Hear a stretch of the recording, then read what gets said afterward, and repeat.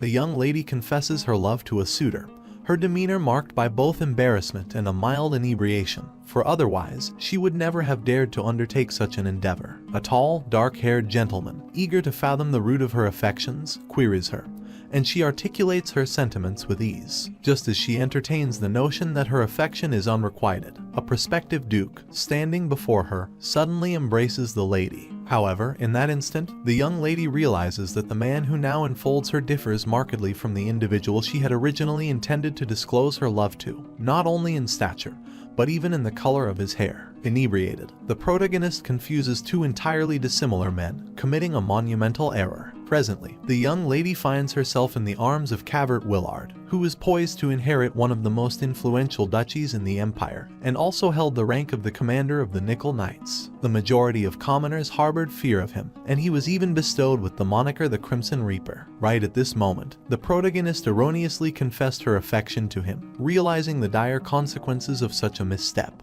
This girl had been reborn into this world after her demise, encountering two men who were polar opposites of each other. While Cavert was perpetually stern, aloof, and instilled fear not only on the battlefield but also among those in his proximity. Elvenur as Chamir, who was dubbed the Empire's Light, was, conversely, kind and exceedingly handsome, the object of the young lady's affection. Evidently, owing to the blunder committed, the ducal heir would be exceedingly incensed, posing even a threat to the young lady's life. She contemplated the most polite means of seeking forgiveness and clarifying that her avowal was actually intended for a different individual when an unexpected turn of events transpired.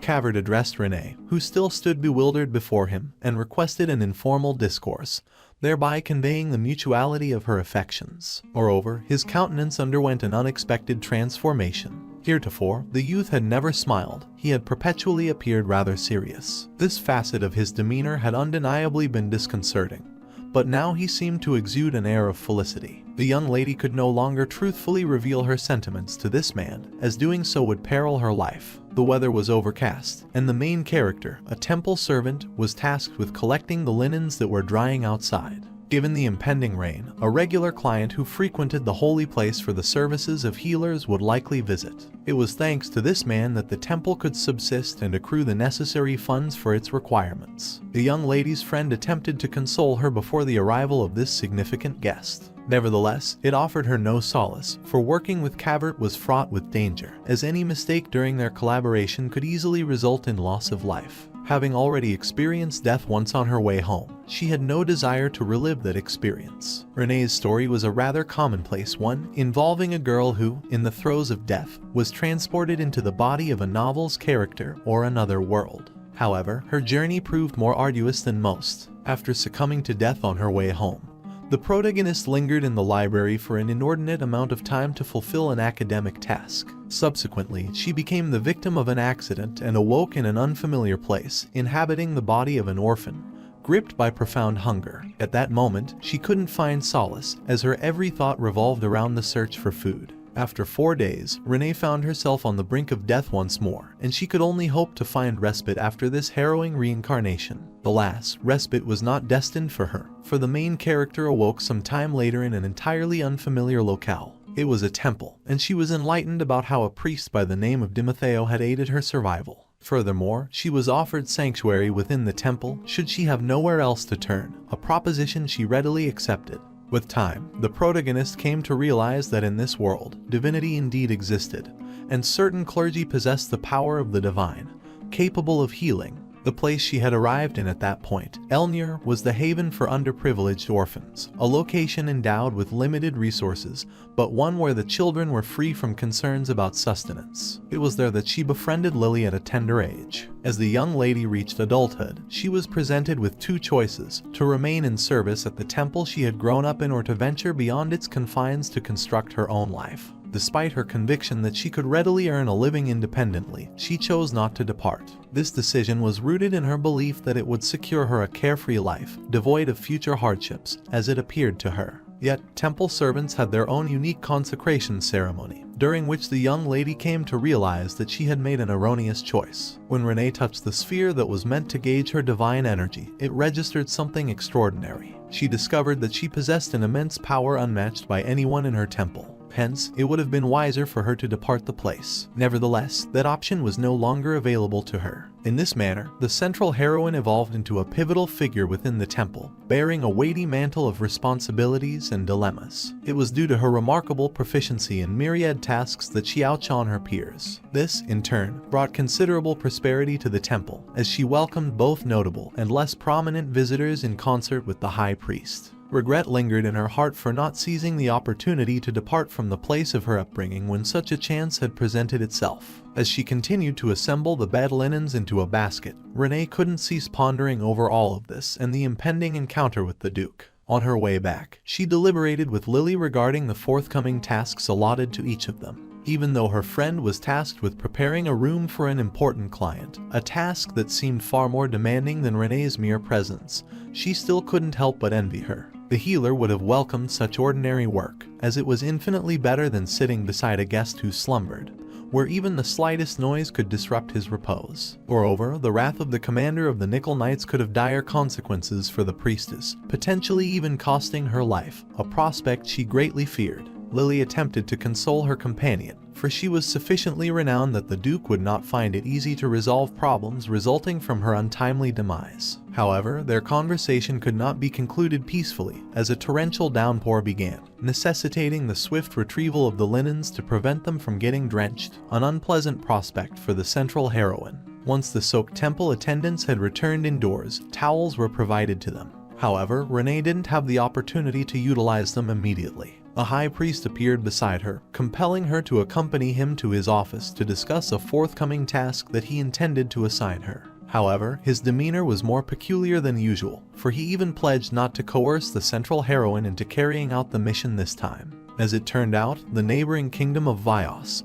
situated next to the empire in which the young lady resided, had chosen to declare war. Despite the unequal distribution of strength and the dismal economic state of the small nation, they had managed to capture a small territory, owing to its inadequate defense. Although their enemy was exceedingly feeble, the capital decided to dispatch two of the most formidable knightly contingents, commanded by Elvenaraz and Cavert, to combat the threat. Utilizing this incursion as a pretext, the imperial ruler opted to annex the kingdom that had instigated the attack. Consequently, the temples were compelled to dispatch their healers to tend to the warriors injured on the battlefield. Hence, the high priest apprised the central heroine of these circumstances, hoping she would consent to embark on such an unusual and perilous mission. Yet, the young lady had completely different intentions. She held her life in high regard and, therefore, categorically refused. Of course, the man attempted to persuade Renee to reconsider her stance, as many regarded this war as safe. In her previous life, the young lady had always been diligent in her pursuits, which is why she now aspired to take a respite from them.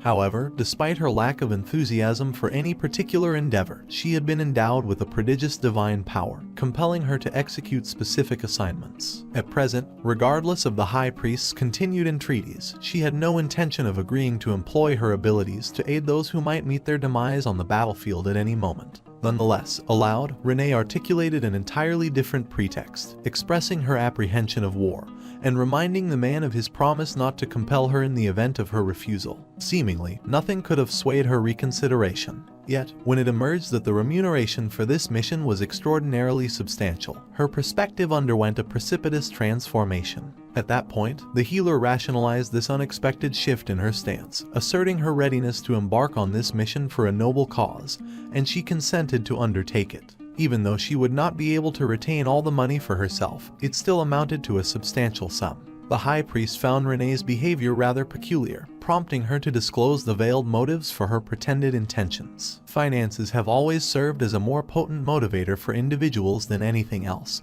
so even though the central heroine yearned for a carefree life, these funds would never go amiss. Finances open numerous new avenues in any world and free one from mundane troubles, ensuring her journey toward prosperity. Now, Renee was compelled to return to her daily duties, as a vital client from the temple would soon arrive. It was imperative not to forget this. Her attire was still damp from the rain, and therefore it was necessary to change it before commencing her work. These thoughts once again filled the young lady with trepidation, for any mistake in her work could potentially lead to her execution by the Duke.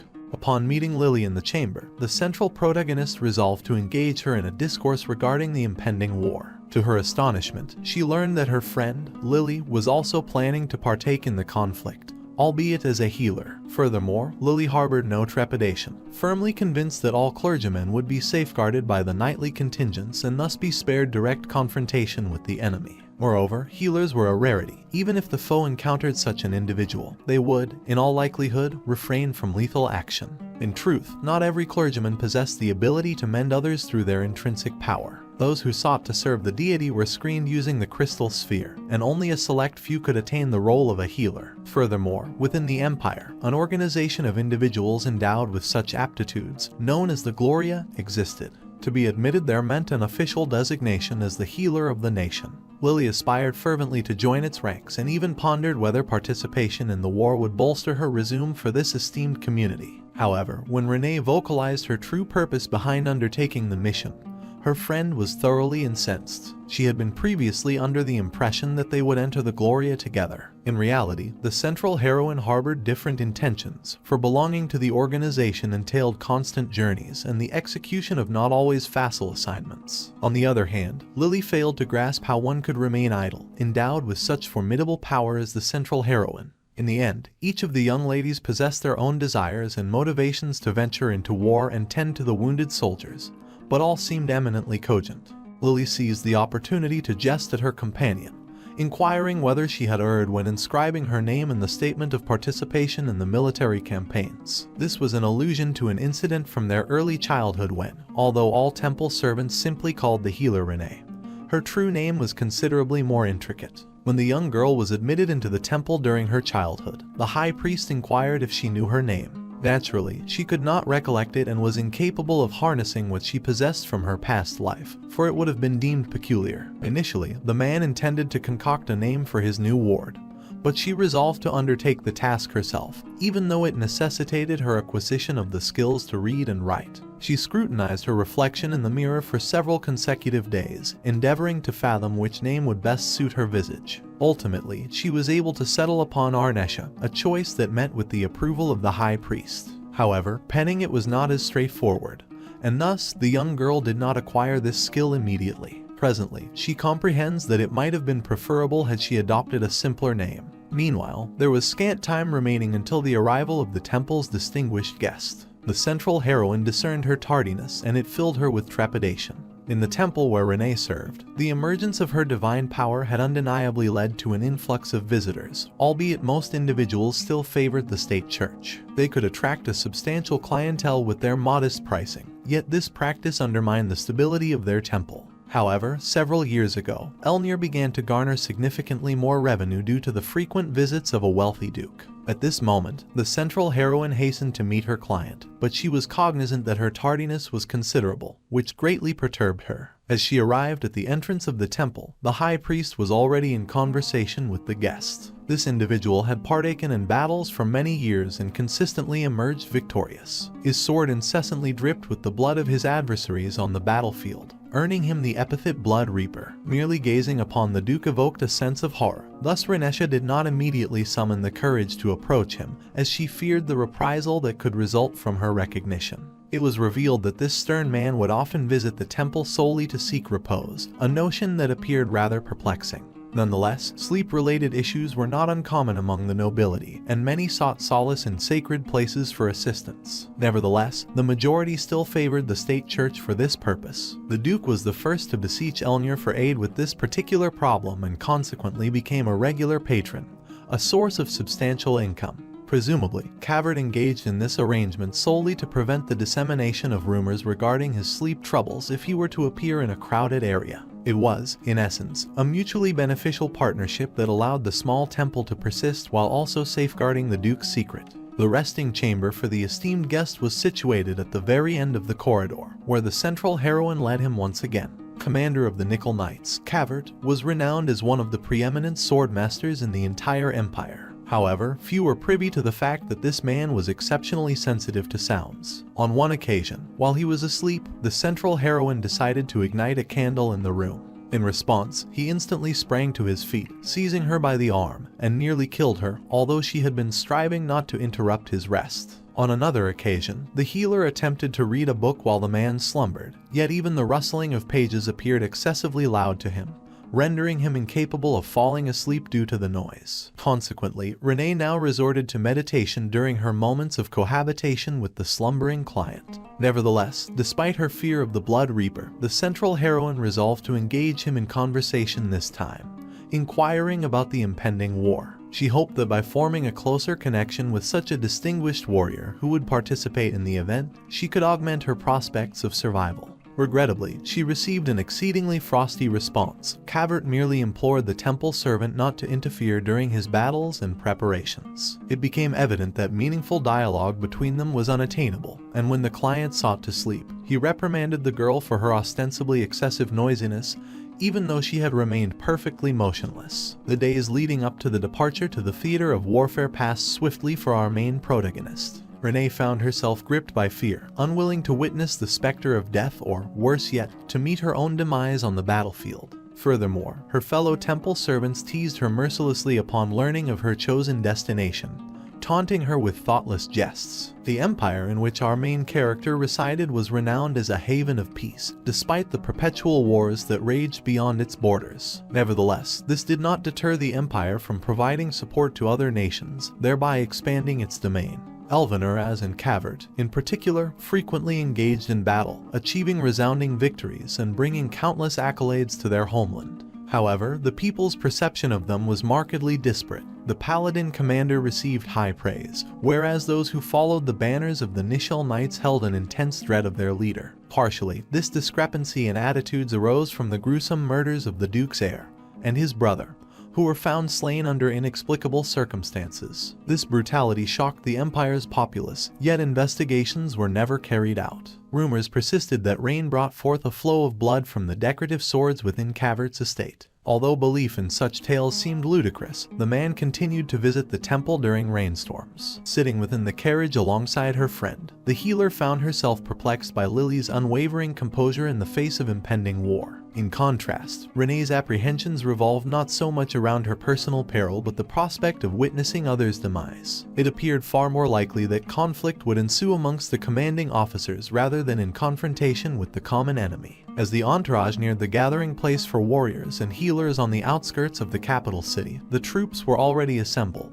including the state church's healers, indicating the belatedness of the two girls. Nonetheless, no overt reproach was directed their way, signifying that their tardiness would not result in condemnation. Lily promptly directed her attention to the commander of the paladins, who stood in close proximity, deeming it necessary to inform him of the arrival of the girls from a humble temple. This man possessed a striking countenance, boasting golden locks that bore the insignia of the royal lineage, perfectly complementing his radiant visage. Even his sword was famous. One glance at the weapon sufficed to convey its noble purpose of safeguarding the realm.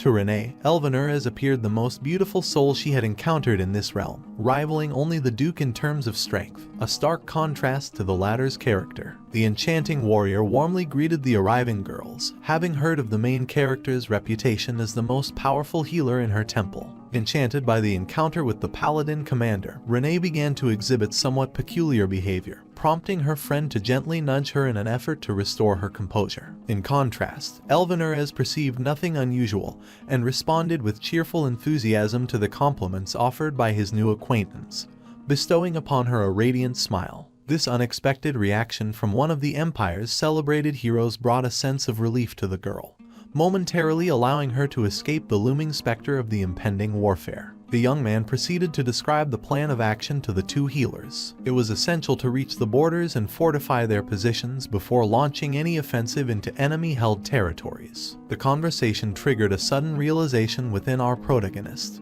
who became acutely aware of the peril faced by those around her, particularly if she were to make an error in her healing endeavors. Despite appearances, the rest of the participants seemed remarkably composed, in stark contrast to Renee, who appeared distinctly fearful. Unfortunately, Elvener has noticed her inattention to his discourse, leading to an awkward situation. Nevertheless, the commander assured her that his unit would defend the temple servants at all costs, sparing them from any fear of personal peril. In that moment, Renee resolved to draw closer to the more amiable of the two heroes, thereby increasing her chances of survival. As the group set forth on their journey, the young lady attempted to soothe her apprehensions, briefly entertaining the notion that the journey might yet prove enjoyable. However, mere hours into the venture, she recognized the path as a grueling one. Their route led them through mountainous terrain, with several peaks to conquer. Progress became increasingly arduous, and the yearning for home crept into her thoughts. Yet, thanks to the intervention of her steadfast friend, Renee remembered that she lacked a true home.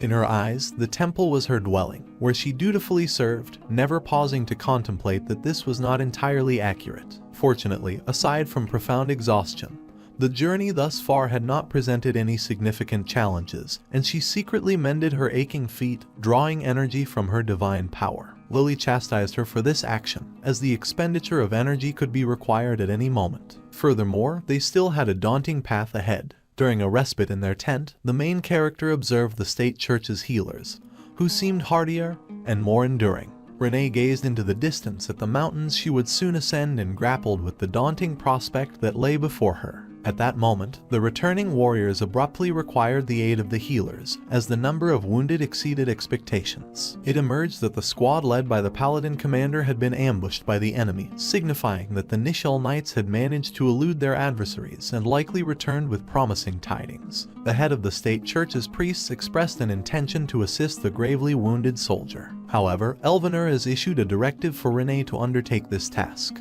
While the young lady might have preferred to remain uninvolved, another healer genuinely desired to save the injured soldier. Nevertheless, the man's decision remained resolute. This choice puzzled all those present, as the girl possessed significantly less experience in the art of healing. Without delving into protracted explanations, the Empire's hero merely stated that this course of action would prove most efficacious. Despite the discontent of those around her, the main protagonist refrained from challenging the decision and executed her assigned duties with commendable proficiency. Subsequently, Lily enlightened her friend about Elvener's ability to perceive the divine energy of healers. Consequently, he could easily discern that the girl possessed substantially more energy than the state church's healer. Hence, he instructed her to heal the wounded soldier, as it was more rational to expend a fraction of Renee's potential rather than deplete an entire individual. The main character herself acknowledged the wisdom of this course of action, recognizing that her presence had been summoned due to her immense strength, which meant she should employ it while she was able. Once the wounded soldier had been made whole again, he approached the one who had saved him to express his gratitude. However, this development clearly irked the representatives of the state church, who glared indignantly as the words of appreciation, typically addressed to them, now found another recipient. While Renee had no intention of engaging in conflict, her fellow healers remained unsatisfied with the turn of events and thus began seeking retribution. During a meager meal consisting solely of soup and bread, her bread loaf was seized by disgruntled priests, who justified their actions by claiming that their comrade was unwell and sharing food with him was the right course of action. Such events recurred for several consecutive days, and the young lady, for the most part, accepted her fate. She refused to participate in the disputes, choosing instead to endure this minor act of vengeance and await its eventual conclusion. However, Lily's displeasure mounted as she witnessed her friend being treated disrespectfully despite her lack of wrongdoing. Lily appeared unusually resolute, a departure from her typical composure and adherence to propriety. She approached the table of the state church's servants to put an end to the ridicule they subjected her friend to. She admonished the miscreants, asserting that compelling someone to sacrifice their sustenance for others was unacceptable, as it violated a fundamental principle in any divine doctrine. In doing so, she not only depicted these individuals as impolite but also as unlettered, given their ignorance of the fundamental tenets they had been serving for years. Hence, their actions no longer appeared as morally sound and seemed more akin to illicit plunder. With a smile, Lily retrieved the food that belonged to her friend and departed, leaving the now even more disgruntled healers without the opportunity for self-affirmation at Renee's expense. The main character viewed her friend from a new perspective, thereby deciding not to engage in any actions that could provoke her ire. Following these events, the number of wounded grew, and the priests of the state church found their strength insufficient. While Renee might have possessed superior gifts, this did not lessen the fatigue she experienced in comparison to the others. She toiled until late into the night and, afterward, barely managed to reach her tent to rest and obtain some sleep. As soldiers returned from the battlefield, they vied for her assistance, to the point where she struggled to keep pace with the ever-increasing wounded. She soon realized that even on the most arduous of battle days, the Duke remained unscathed and always maintained his composure, much like the second hero of the Empire. Finally, after a demanding day's labor, the young lady heaved a sigh of relief, contemplating the upcoming respite. Nevertheless, her solitude was short-lived, as one of the warriors found her in a secluded outdoor spot where she had sought solace. A jovial young man named Gardiel materialized, arriving to extend his gratitude to the healer for her assistance in treating the injury on his arm. Thanks to the young lady, he had made a remarkably swift recovery, although a scar on his shoulder still remained. However, it was a commendable outcome, considering the profound nature of his injury. Unexpectedly, Renee initiated a conversation with this almost unfamiliar individual about fear, perplexed by how a soldier, who had only recently suffered a serious injury, could now be so undaunted and willing to risk his life once more. While the main protagonist had not overexerted herself during her work with the wounded, she had been unable to sleep for some time due to mounting anxiety. She couldn't help but ponder how everyone had initially believed that the war would be straightforward. Yet, with each passing day, the number of injured knights continued to rise, which was undeniably alarming, though it seemed to weigh most heavily on Renesha. Even Gardiel endeavored to maintain his optimism, firmly convinced that if he were to be harmed again, the priests of the state church would ensure his proper care. Guarding one's life on the battlefield was simply an unattainable luxury, for deserting would condemn others in his stead. Such, in all likelihood, was the rationale that guided those who ventured to the front lines. Acknowledging this, the main character realized that she regretted allowing her fears to induce counsel that prioritized one's own survival over others. Gardiel added that his courage was bolstered by the fact that the paladin commander excelled in vanquishing adversaries, making it safe to follow such a leader without trepidation. To inject a modicum of humor into the conversation, the youth intrigued the main character with the mentions Elvinaraz had made about her. However, it transpired that the commander merely pointed to her location. From the warrior, she also learned that she had been bestowed the title of God's Envoy, courtesy of the captain of the Paladins. Though the grandiloquent designation left Renee feeling rather uneasy, only in solitude did the young lady manage to contemplate all she had heard. The title of God's Envoy had been pronounced by one of the two Empire's heroes. She yearned for an opportunity to be closer to him, even for just once, but such a chance was not easily attainable. If the Paladin commander were to sustain an injury, she could then realize her wish. In reality, the healer had no desire for any harm to befall Elvinaraz, so she swiftly brushed aside these disquieting thoughts. While it was highly improbable that any of their adversaries could rival this man's strength, she still grappled with guilt over her inner musings. In any case, it was time for the young woman to return to the duties she had been tending to for hours, casting aside the awkward thoughts. However, soon, the camp became frenetic with preparations as a reconnaissance group returned from a mission, this time with only 2 casualties. For Renee, this mission held a unique aspect. As soon as Elvinaraz returned, he summoned the young lady to his tent. When the man turned away, Renee glimpsed bloodstains on his cloak, leading her to conclude that the Empire's hero had been wounded. Now she recollected her yearning to be closer to the Paladin commander and realized that her aspiration could only be realized in the event of his injury. Self-reproach consumed her, for she had never envisioned such a situation.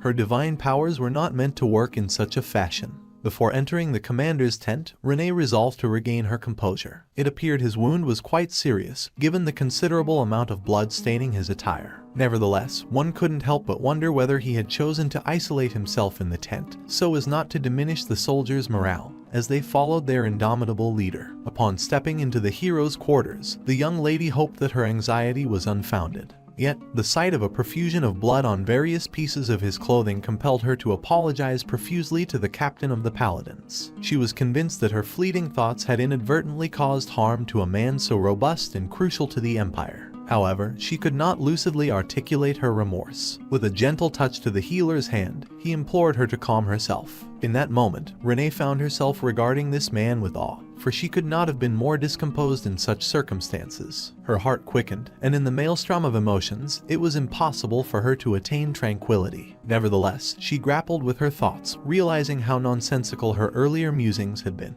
The topic could not be left unresolved, and she was prompted to elucidate her initial apology. As she reluctantly bared her innermost fears to him, the captain of the Paladins' reaction was nothing short of peculiar. Instead of anger or condemnation for harboring ill intentions, he simply burst into laughter. A few minutes later, he disclosed that he had not been wounded, and the blood on his clothing had stemmed from aiding one of the injured soldiers. The aftermath of Renee uttering her reprehensible thoughts would, however, cast her in a different light in the eyes of this man. It was his observation of the state church's priest's treatment of her that prompted Elvinaraz to summon Renee to his tent. He sensed that their conduct was a result of his own actions and felt culpable. They had treated the young lady unjustly and would certainly face a reprimand, which meant that they would likely think twice before taking such actions in the future. After a brief pause, the main character elucidated to the captain that he had no reason to apologize on behalf of the actions of others. He was entirely unconnected to their behavior, striving to impart her words with utmost gravity. He, of course, accepted her declaration, yet it provoked not anger but rather a smile, and subsequently another bout of laughter. In order to conclude the conversation, the young woman prepared to leave,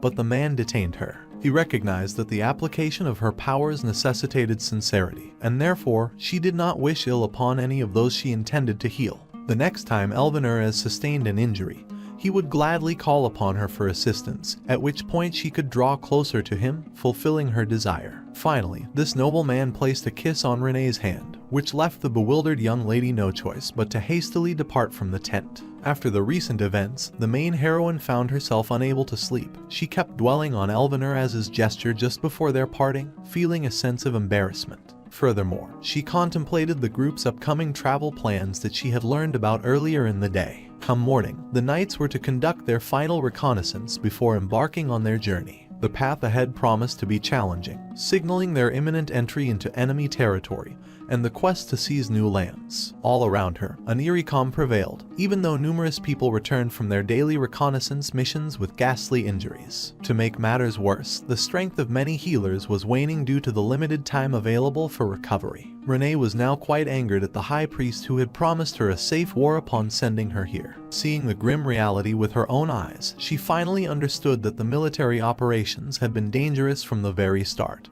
and what she had been told by the temple representative was nothing but a utopian fantasy. Since sleep continued to elude the healer, she decided to take a stroll outside, even though dawn was still a little way off. The sentinels responsible for guarding the camp were peacefully asleep by the campfire, probably exhausted from their duties, unable to last until morning. She decided not to wake them and therefore attempted to move as quietly as possible. However, she suddenly heard a voice behind her. The speech was both familiar and unsettling, a voice she could recognize under any circumstance. It was none other than the Blood Reaper himself. The man was inquiring about what the young lady was doing outside her tent at such an early hour, his words carrying a hint of suspicion. Perhaps he suspected that Renesha was a spy, hence her presence on the street at that hour. Even her explanation of her insomnia did not sound very convincing, as healers typically grew exhausted and quickly fell asleep once their work was done. The Duke's heir then changed the subject, revealing that he had noticed Renee's struggles during the mountain crossings, which led him to express concerns about her getting adequate rest. At first, the priestess was quite surprised that Cavert had noticed her limited stamina. However, given that she had always lagged behind, walking with Lily, it was evident how challenging the journey had been for her. Unexpectedly, Renee shared her fears and concerns about tending to wounded soldiers. This was the first time she had found herself in such a situation, and it weighed heavily on her. But the reaction she received from the heir of the duchy was strange. Instead of anger or reproach for expressing such fear, he simply laughed. After a few minutes, he explained that her words had not upset him. It appeared that even the imposing man recognized the value of caring for others' well-being and showing empathy for their suffering.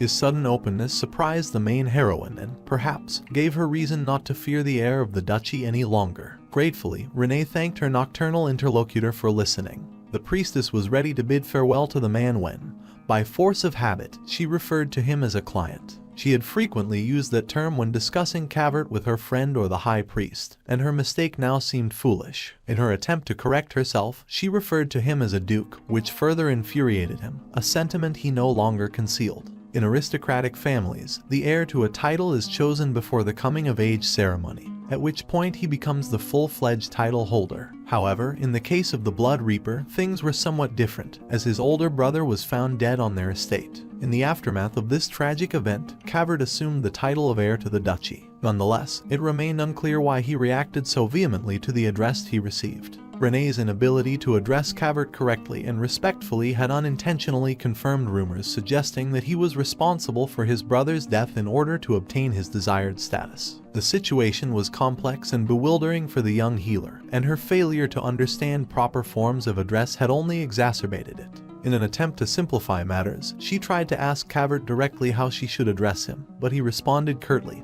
indicating that she shouldn't be conversing with him at all. Left with no other option, the priestess politely bid her adieu and retreated from the conversation, eager to put an end to this discomforting exchange. Left alone in the midst of the forest, not far from the camp, Rene contemplated the events once more and decided that, to avoid any further confusion, she would refer to the man in her thoughts only by his first name. The following morning, Lily attempted to awaken her friend, as they were soon to embark on their journey. However, due to her nighttime stroll, Renesha was not particularly eager to rise and requested a little more rest. Eventually, she reluctantly got out of bed and walked to the nearby river to wash her face, all the while pondering the day's schedule for the group. It hadn't been long since she had secretly tended to her own legs, yet she still harbored concerns that she might not endure the long and strenuous journey. Unexpectedly, the commander of the paladins approached her, flashing a smile once again and inquiring about her well-being, though it was quite evident that he was teasing her about last night's incident. Nonetheless, Rene surmised that he would be better off not risking himself and delegating reconnaissance to other soldiers,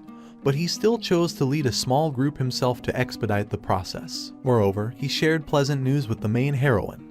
After crossing a high mountain, they would reach a villa where everyone could enjoy some much-needed rest and a delicious dinner. Considering that she had gone several days with insufficient nourishment due to the audacious healers from the state temple, Elvinarez offered to have dinner together once they arrived at their destination. At this very moment, the main heroine comprehended the inadvisability of accepting this proposition, and, truth be told, the gentleman ought not to have uttered that phrase at all. It's due to the fact that when an individual from a book, film, or even real life promises to do something after a perilous task, they are almost invariably incapable of fulfilling their words. Strangely, one of the Empire's heroes easily grasped his conversational partner's sentiment without any elaboration, for which she was most appreciative. The time had come to proceed, and, of course, the path remained quite arduous for the temple's servant. Despite the extended journey on foot, she had failed to adapt and grow any more resilient. However, this time, as she attempted to ascend the mountain at a snail's pace, Captain Nycleve and his entire unit watched her from behind. For now, they were the ones trailing behind the group. She felt a sense of shame that she was impeding the others and forcing them to witness this pitiful spectacle, though no one openly censured her. Even during the brief respite, she could barely remain on her feet, leaning against a tree to prevent herself from falling. Without a better solution, she proposed to Cavert that they allow the knights to move ahead, as Rene was significantly impeding their progress. At the very rear of the formation were a group of mercenaries, consisting of just a few individuals. The healer could easily have joined them without inconveniencing anyone, for these individuals were also quite weary, and they would have been content if she kept pace with them. Besides, she was already acquainted with them. Unexpectedly, one of those very mercenaries was struck by an arrow, and the jovial youth who had been speaking with the priestess and his friends fell to the ground immediately. An enemy attack had begun, and no one could have foreseen an ambush on the group's well-scouted path. In this dire circumstance, the Blood Reaper only had eyes for the main heroine, endeavoring to shield her from the adversaries. Nevertheless, the young lady continued to harbor concerns, presuming that the man attributed her guilt in this incident,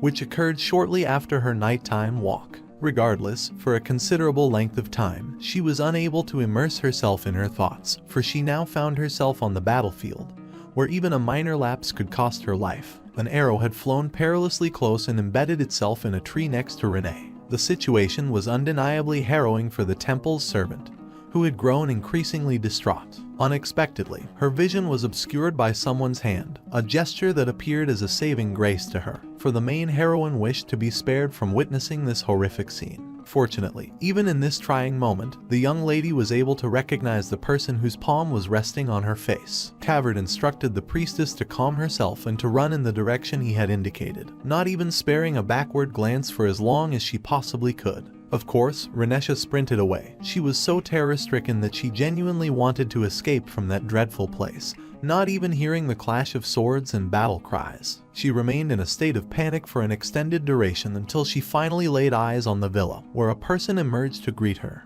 Thankfully, it was her friend, Lily, who appeared rather agitated upon seeing her in such a distressing state. In fact, her friend was even inclined to heal the priestess, who seemed on the verge of losing consciousness. However, Renesha forbade her from doing so, for she did not wish other healers to expend their energies needlessly, as she would undoubtedly be required to tend to other injured individuals. Nevertheless, her mind continued to echo with the terrifying sounds of the battlefield. By the time the main heroine finally regained her composure, she found herself surrounded by numerous paladins. She had once aided them, and now they were making every effort to assist her. They brought her tea and a shawl, but she could scarcely react to what was transpiring around her. Lily, on the other hand, began to cast blame on herself as she had ventured ahead, leaving her friend alone and resulting in her falling victim to the enemy's attack. Renesha, however, could not think of anyone other than the fallen mercenary. He had been a very kind young man who had always encouraged the healer, who could barely keep up. She would have perished alongside him had the Blood Reaper not come to her aid, as she stood transfixed by the horror that unfolded around her. As she contemplated these events, her tea had already grown cold in her hands, and Elvinarez appeared beside her.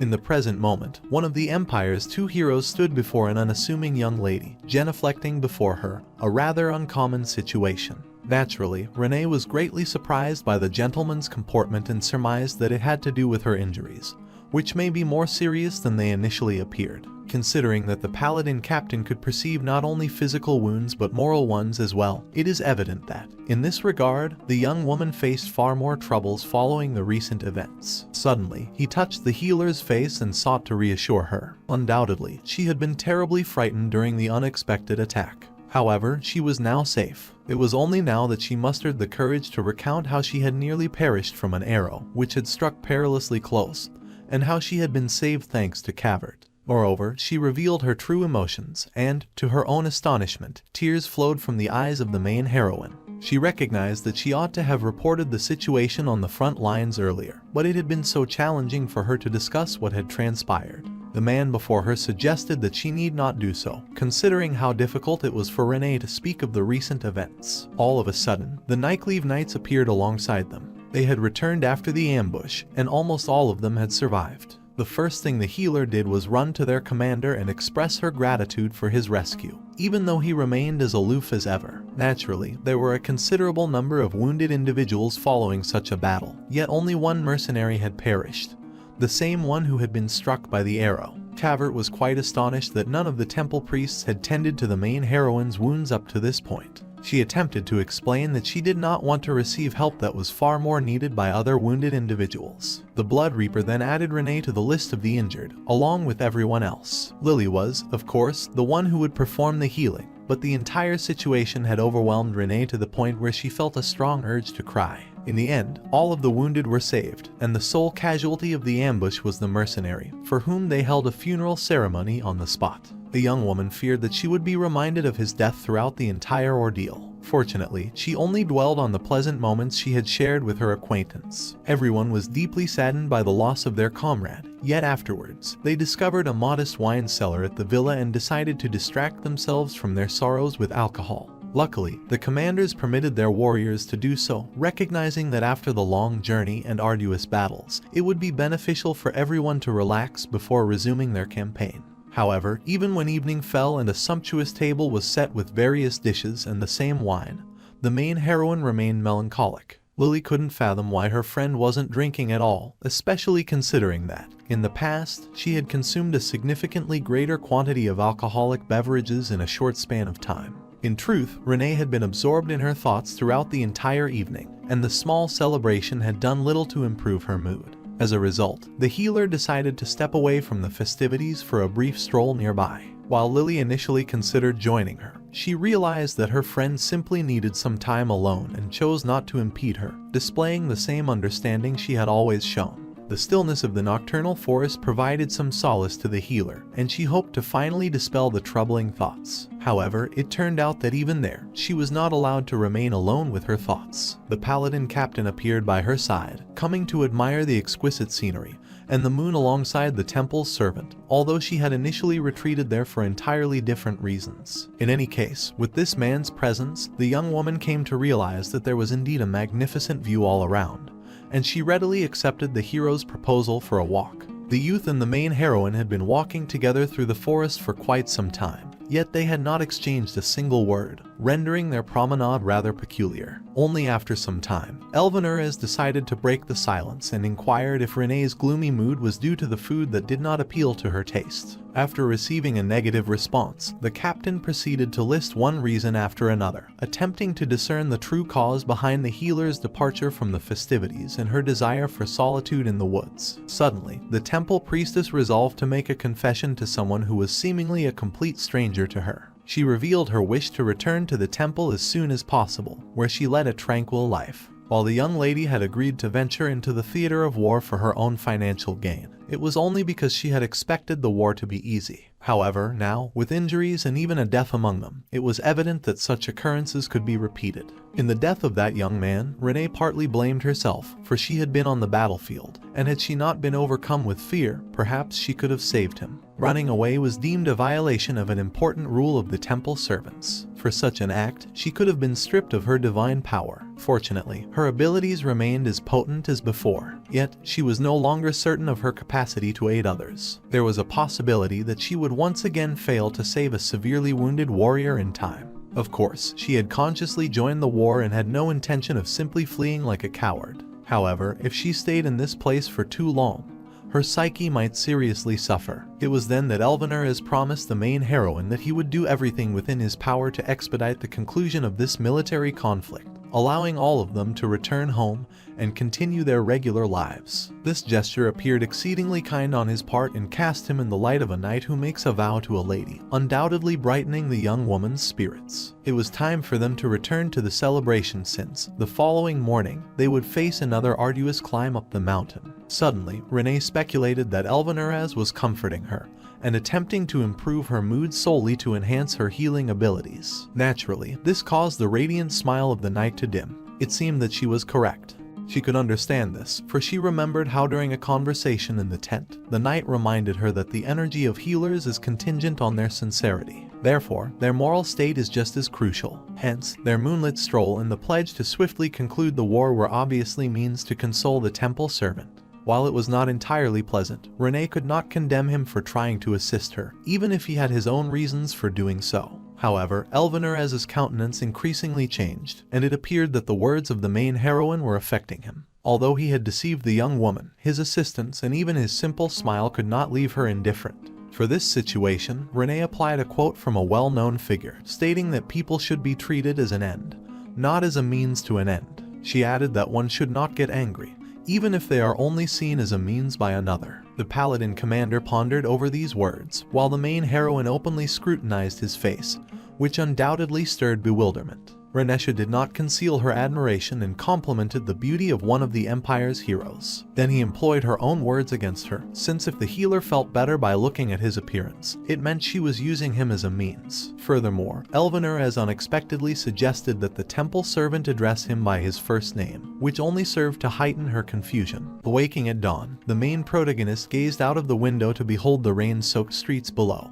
her mind still grappling with the prior unfolding events. The conversation that had taken place between her and the paladin now seemed, to the healer, like a simple reverie, an improbable reality. Even when the time came to prepare for the journey, the young lady found herself unable to shake her reverie, and, as a result, remained oblivious to Lily's words. The recollections of the evening appeared vivid, yet for such clarity to manifest, Renee would have had to consume an appreciable amount of alcohol, which she had abstained from. The protagonist's companion grew frustrated with her, as she had been lost in thought all morning, failing to acknowledge the young lady's attempts at conversation. She went on to recount Renesha's delightful conversation with Elvenures upon her return from her stroll, which ultimately assisted the healer in confirming the authenticity of her memories. As the two friends ventured outside, they observed that the knights were suffering from the after-effects of imbibing, making it highly unlikely that their expedition on this day would prove efficacious. Unexpectedly, the young lady's gaze met with that of the paladin commander. Initially, she assumed it to be a mere illusion, but it recurred. Lily took notice of these peculiar events and, consequently, inquired of her friend about her growing closeness to Elvenures. Initially, the main heroine wished to confide everything,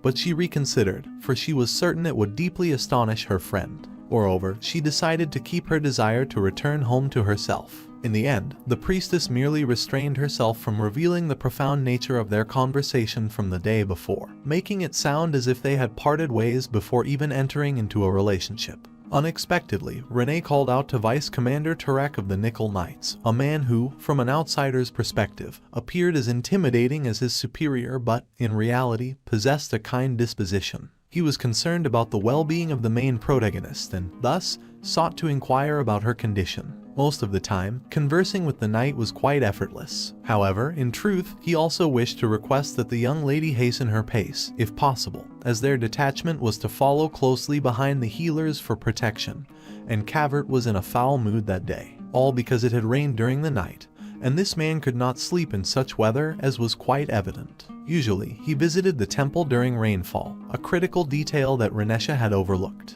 As the knight recounted the unpleasant behavior of his commander, the subject of their discussion approached from behind, appearing irate. Naturally, it only further enraged him to hear himself being discussed in such a manner. Cavert was unable to extract information from his soldier regarding the nature of his conversation with the priestess. However, he ordered an end to futile discourse and subsequently escorted the soldier away. Judging by the man's appearance, it was readily apparent that he had not truly slept in some time, a condition that might well lead to someone's demise, though probably not his own. More likely, his exasperation could drive him to harm the healer, who was progressing at a laboriously slow pace, unable to master her own body, especially under the watchful gaze of the bloodthirsty reaper. It remained perplexing why Renee was burdened with such weariness, for she had managed to mend her legs somewhat while resting at the villa. Moreover, the main protagonist found herself intermittently distracted by extraneous sounds, such as the rustling of leaves, which only further impeded her progress. Unexpectedly, Turek startled the priestess, instructing her to turn around.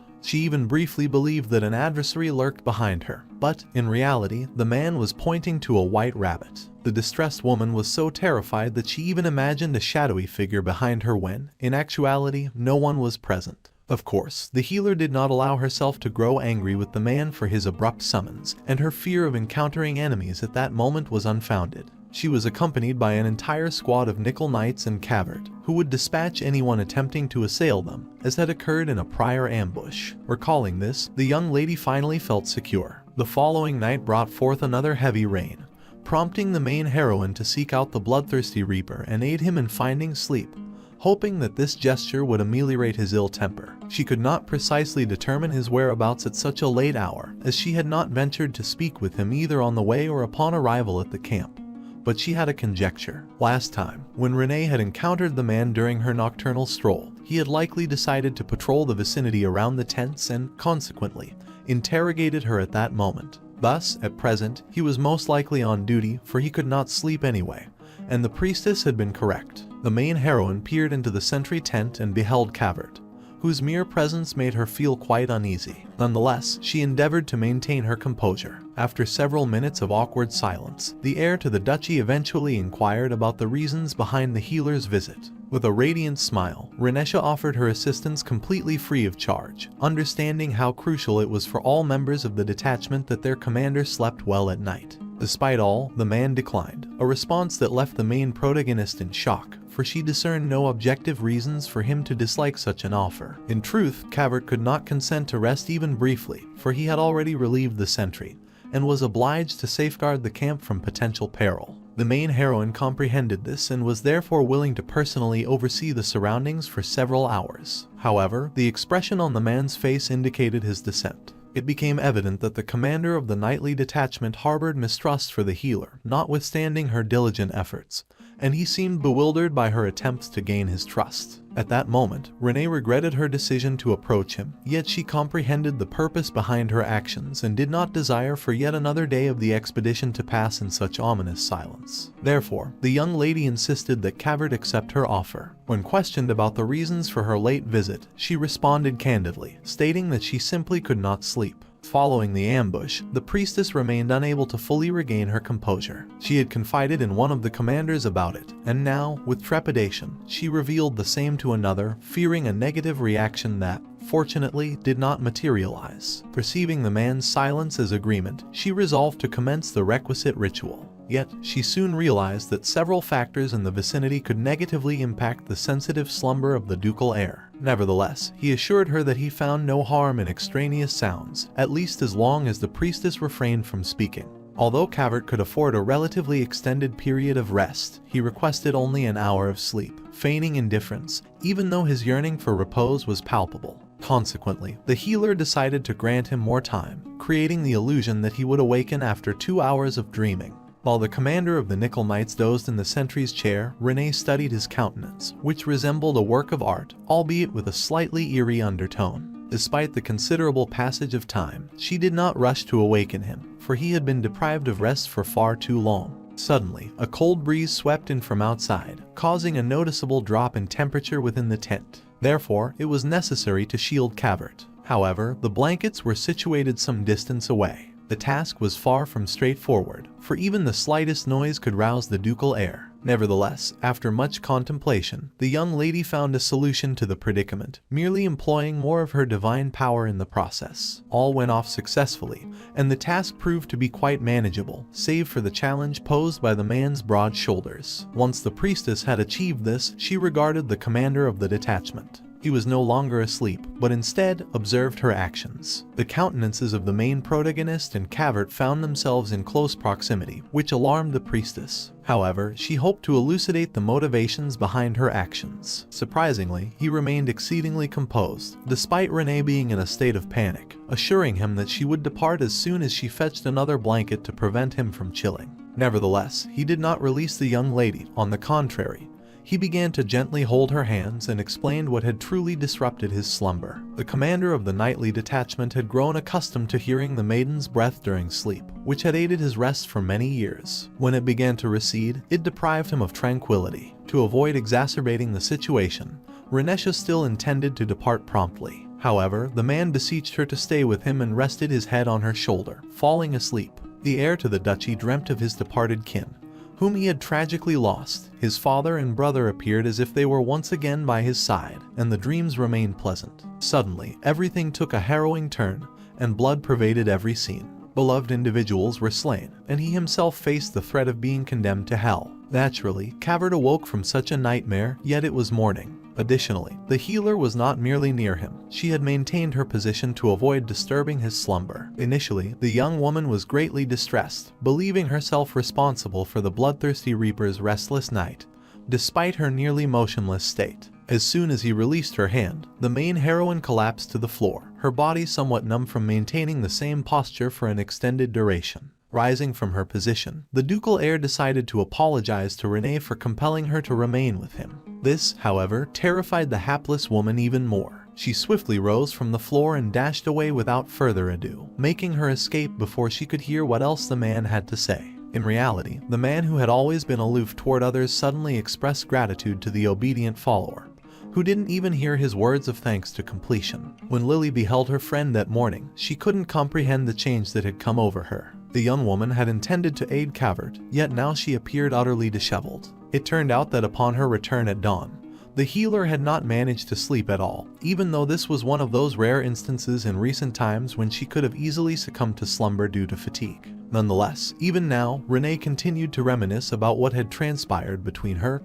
and the commander of the Nickel Knights. She yearned to comprehend whether she had acted rightly, whether she had bid farewell, and, above all, she desperately wanted to fathom what she had felt at that time. At this very moment, the main heroine did not feel quite well. Even the words of gratitude, which had seemed a simple allusion to her after she fled the tent, weighed heavily on her mind. Lily reminded her companion of the need to send a small group of warriors on a reconnaissance mission. However, the latter was too fatigued and lost in thought. Unfortunately, the young woman was about to encounter the Nickel Knights and their commander, and she wasn't prepared for such a meeting. She even believed that the man might have become even more irritable and hostile due to her unintentional interruption of his sleep.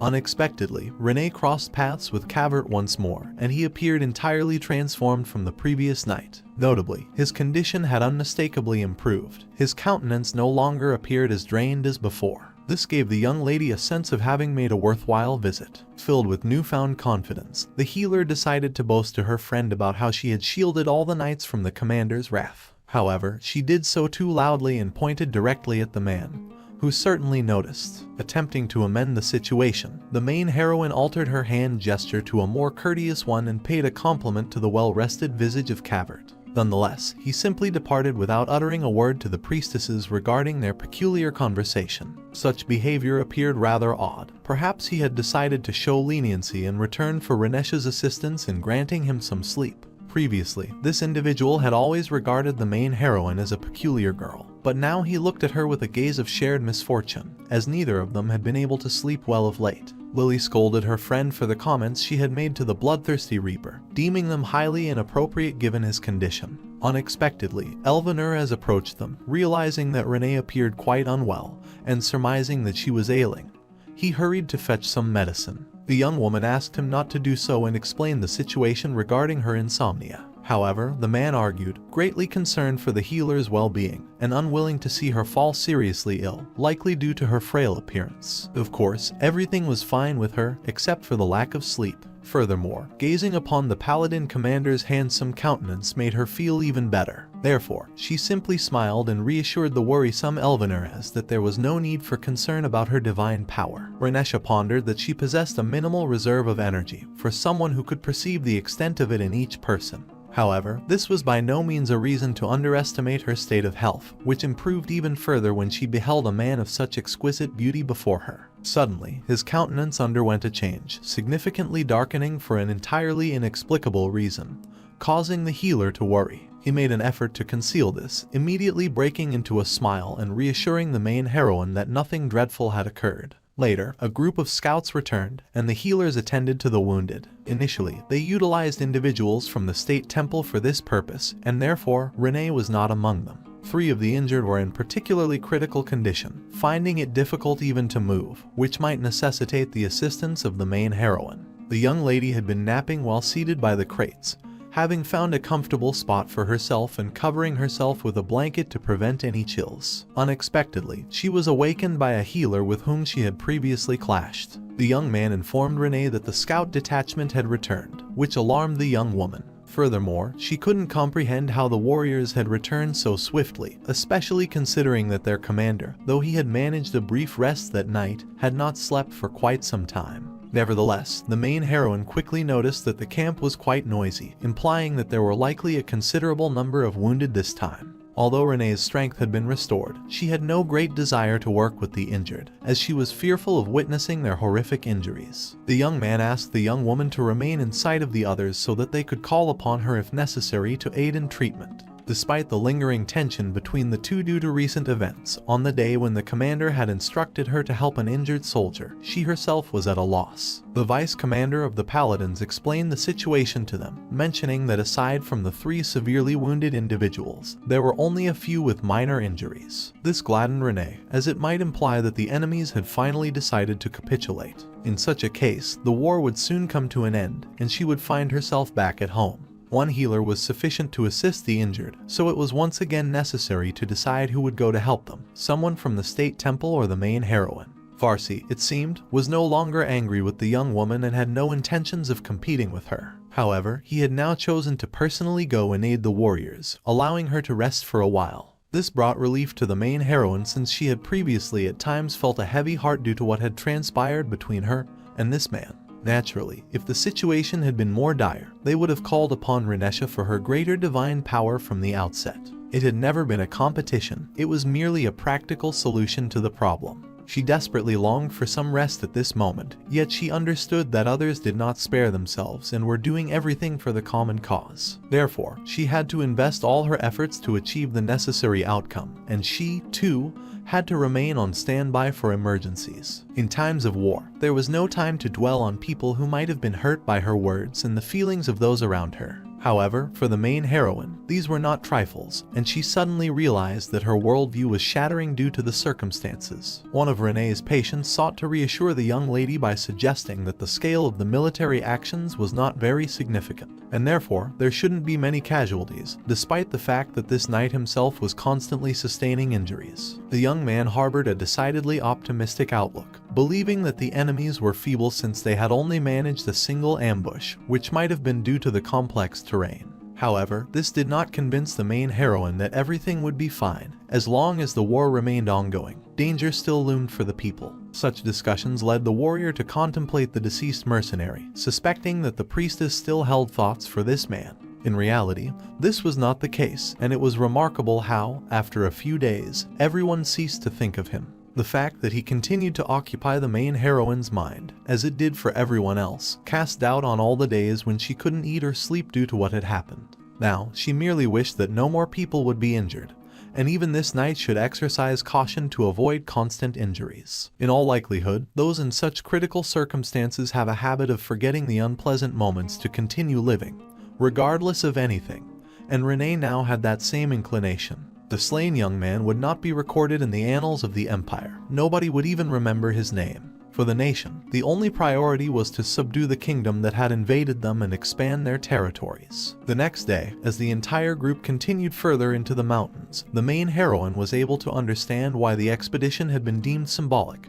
The knights now indeed resembled tourists. Since there had been heavy rain, everyone had to proceed much more slowly, and for Renesha, such changes were welcomed since she could now walk at her own comfortable pace. However, this also meant that caution should be exercised since the road had become slippery, and a fall was easily possible. Furthermore, the squads had rearranged their positions, and now, behind the healers, it was the paladins and Elvenar who marched, rather than the Nickel Knights led by their stern commander. Lost in thought, the young woman completely forgot about her own safety and nearly fell. A man with a handsome countenance was about to assist her, but her friend was the first to act. Lily caught her companion, and now their posture resembled a scene from a romantic film, except the character was clearly not the right one. It was then that she realized how foolish she must have appeared and promptly apologized to the paladin commander, for the healer had indeed forgotten the reason for the reduced pace. The man continued to smile at her, which helped her feel better. Therefore, once they reached the camp, the young woman would be able to rest and sleep properly. At first, Renee believed that everything was fine, but afterward, she noticed that Elvenar did not change his facial expression at all. He was evidently ignoring the young lady, and he outright refused to answer any questions regarding this. A healer couldn't fathom what might have offended the man,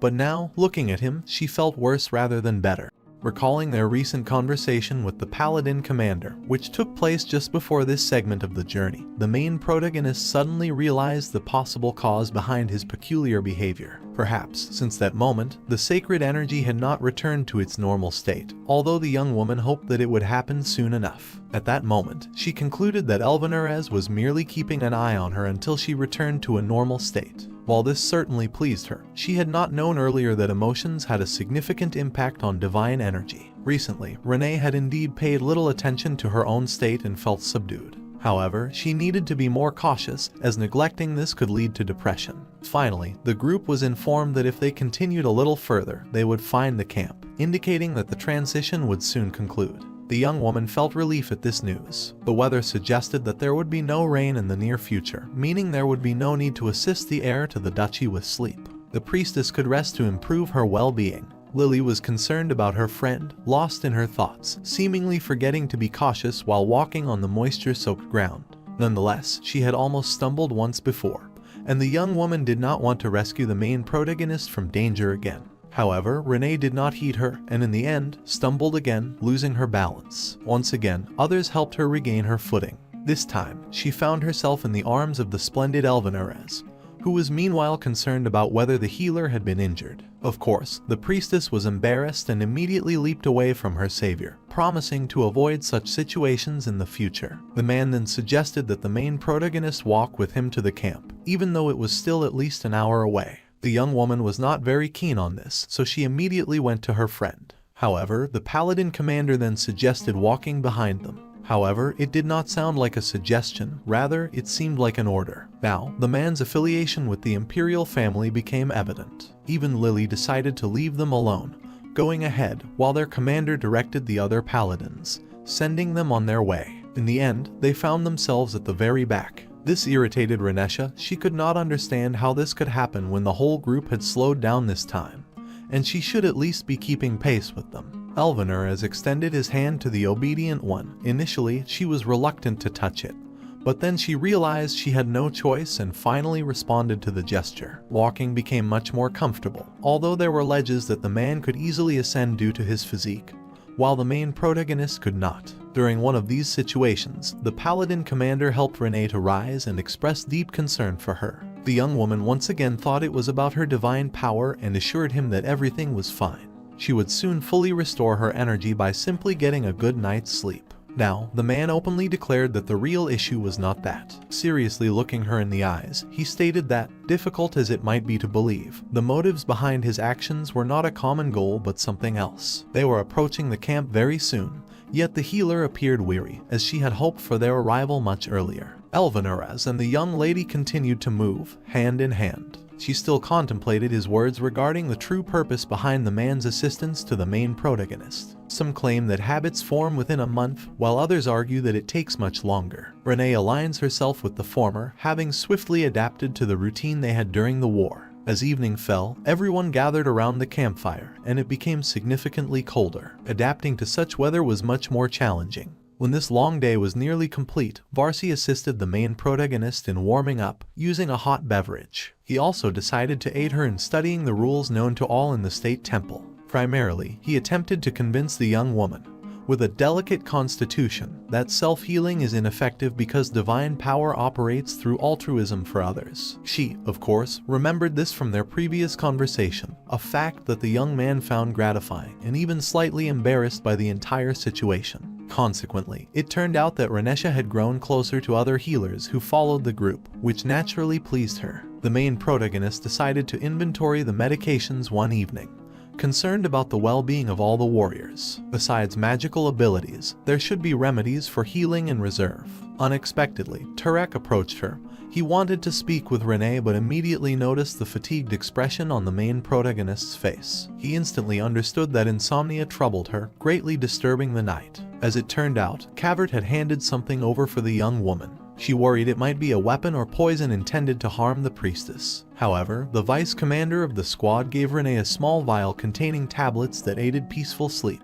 In reality, her sleep troubles now had an additional cause. Aside from individuals with minor injuries, a recently deceased person had been brought to the camp. However, everyone treated this event as mundane. Renesha also witnessed Varsi's conversation with other healers who frequently complained about the excessive depletion of divine power. The young man reprimanded them for it. Due to such individuals struggling to heal others, many knights conceal their minor injuries, attempting self-bandaging, neglecting cleanliness. Naturally, the consequences of such actions are dire. Now, it is likely that the priestesses will have to make rounds of the entire army to check if anyone is concealing their injuries. On that day, the obedient one returned to the camp and encountered members of two different squads quarreling. She wished to inquire about their current situation but evidently chose an inopportune time. Therefore, the main protagonist decided to offer her assistance to all those who preferred not to trouble the healers and concealed their injuries. Though she always felt that her abilities were inappropriate, at present she could undoubtedly be useful. As it turned out, this issue is much more serious than it may seem. To avoid portraying the country in a negative light, it is hushed up.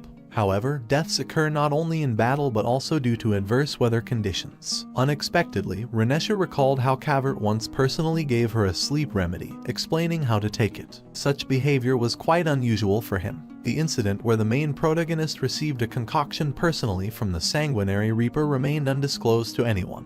Therefore, when it ran out, the young lady endured discomfort as best she could. In such a case, it is unclear how he learned of it, but it is likely that he himself takes such tablets.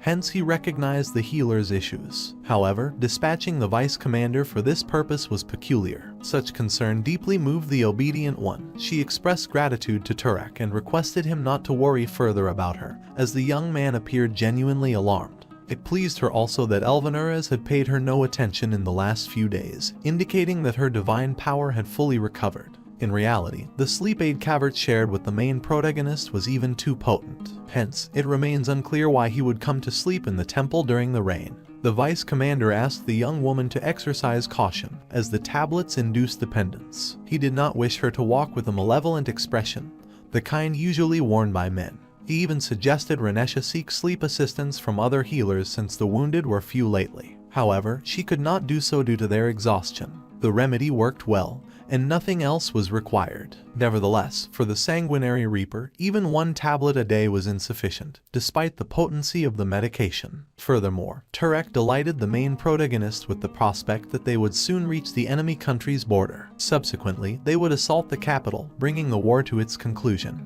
Recently, battles were not challenging because the knights had no opportunity to rest, and problems with provisions arose. Unlike the imperial forces, who had more than enough, perhaps they are seeking aid from other states, yet it is unlikely that anyone would risk standing up for them and opposing the powerful empire. Certainly, the news was promising, but the young woman's anxiety had nothing to do with fear for her own life. Recently, she learned of unfortunate incidents that occurred during the reign, yet no one paid them any heed. Elvener, as his words, when he referred to her as a god's envoy, also strongly affected Renee. Despite attempting not to depend on others' opinions, as she regretted it once before, each night she felt peculiar and unable to sleep. Now, Turek pledged not only to ensure the well-being of the young lady but also to command his squad not to incur injuries, although this did not always depend on the warriors themselves. Rain was expected soon, and Cavert would once again suffer without the chance to rest. The healer planned to visit him and assist with this, also expressing gratitude for the medicine.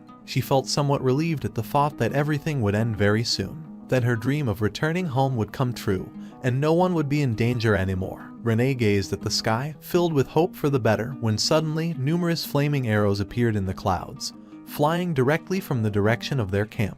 Amidst the cohort, a commotion arose as the Candace shelters, where the majority sought refuge, ignited, and everyone endeavored to vacate swiftly. One of the arrows soared directly toward the young lady. Only thanks to Turek pushing her aside, nothing dire occurred. As the group neared the enemy's final line of defense, the absence of strong resistance seemed peculiar. It now became clear that they had been lured into a trap. The vice commander instructed the priestess to take cover behind him. However, near one of the blazing structures, she spotted her injured comrade. The building next to her was on the verge of collapsing. Thus, Renee shouted to her companion, urging her to flee as swiftly as possible. Yet, she was simply relieved that the main heroine was unharmed. The knight forbade the young woman from rushing to aid Lily, as fire was rampant everywhere. Hence, one of the tents collapsed directly onto her. Warriors promptly attempted to carry the victim away from the fallen, blazing structure. However, she began tending to the wounded instead of fleeing. It was then that the main protagonist comprehended her duty. She could not depart while people around her perished. Individuals whom she could aid through her power. One such person stood nearby. Orders were issued to escort all healers to a safe place. However, Renee tried to elude Turek, accompanying her to save those in need. Yet, the vice commander did not release the young lady's hand, keeping her close. He wished for her to be as far away as possible from potential danger. She harbored numerous regrets about her escape from the battlefield the last time, as if she had attempted to rescue the mercenary then. He might still be alive. Back then, fleeing danger seemed entirely natural to her. However, every night now, the healer regretted choosing that path. Now she endeavored to prove to the knight that she simply could not leave and attend to the injured later. Even those with divine power cannot resurrect the dead. Within moments, the possibility of leaving became irrelevant. An arrow grazed the main protagonist's cheek, and foes emerged from the bushes, revealing their surroundings as an encirclement. As it turned out, other healers in proximity to the main protagonist were similarly injured, which was quite perplexing, as adversaries typically refrained from attacking such individuals. Turek intended to divert the foes while Renee fled to a secure location. However, he likely had not yet realized that the medics were intentionally targeted. However, one cannot assert with certainty that the enemy soldiers had precisely the same. She could not, therefore, the main heroine decided not to disclose this. To avoid compounding issues for others, the priestess opted to silently comply with instructions and swiftly ran away. Meanwhile, the knight engaged the assailants in combat. However, one of the enemy soldiers released an arrow, not aimed at the man confronting them but directly at the retreating main heroine. The young lady failed to evade, as she did not perceive the danger in time, resulting in her being wounded and unable to move forward. Furthermore, another adversary emerged from the bushes. However, fleeing farther was impossible for the young woman. Thus, the only recourse she had was to attempt to fathom the motives behind the attackers targeting the healers. When the sword was about to inflict yet another, far more severe injury upon Renee, she managed to dodge it, striving to focus on saving her own life. Following this, Turek came to her aid, deeply concerned about the potential calamity that could befall the young lady. There was no time for delay. Spotting the adversaries, the vice commander shielded the vulnerable young woman with his body, evidently prepared to endure a substantial blow. The healer realized that had she forewarned the man earlier, merely expressing her assumption regarding the attacker's intent, this may not have transpired. Glancing at Turek's back, she witnessed a plethora of arrows embedded in him.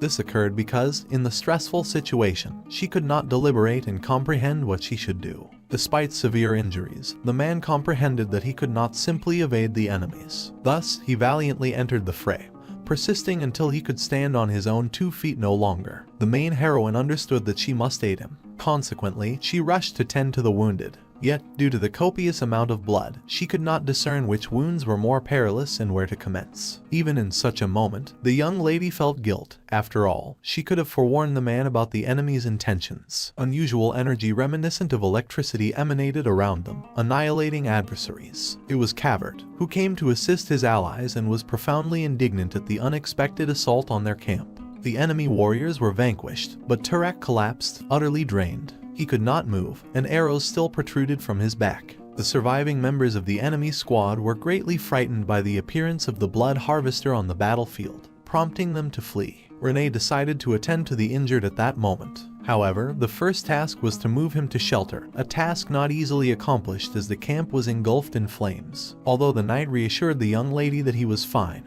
it was evident that this was far from the truth. Paladins who were on reconnaissance arrived to aid the others in the battle, ensuring the adversaries had no chance of victory. Turek's injuries were alarming in their magnitude. He consistently lost a considerable amount of blood, and soon even divine power would be incapable of aiding him. The healer attempted to calm herself, convincing herself that she could do it. After all, she was summoned to war precisely because her abilities exceeded those of others. She initiated the healing process, intending to do her utmost. All that was needed was to concentrate, thought the main heroine. However, her power abruptly ceased to function. She had barely commenced the healing, and by that moment, she had not even managed to address half of the vice commander's wounds. This terrified the young lady. She did not understand what was happening. Gazing at her hands, stained with blood, and uncertain of what to do next, Renesha beseeched the Lord for assistance, as the situation had become truly critical. It was astonishing that the man, with such injuries, remained conscious. At this rate, he might perish imminently. Hence, the young lady, with horror, endeavored once more to wield her magic, perplexed as to why she could not achieve it. Surprisingly, Turek sought to pacify the priestess. He was convinced that he was to blame for finding himself in such a predicament, having made an erroneous decision. The man could articulate no more, immediately lapsing into unconsciousness. Shocked by all of this, Renesha attempted to call for help.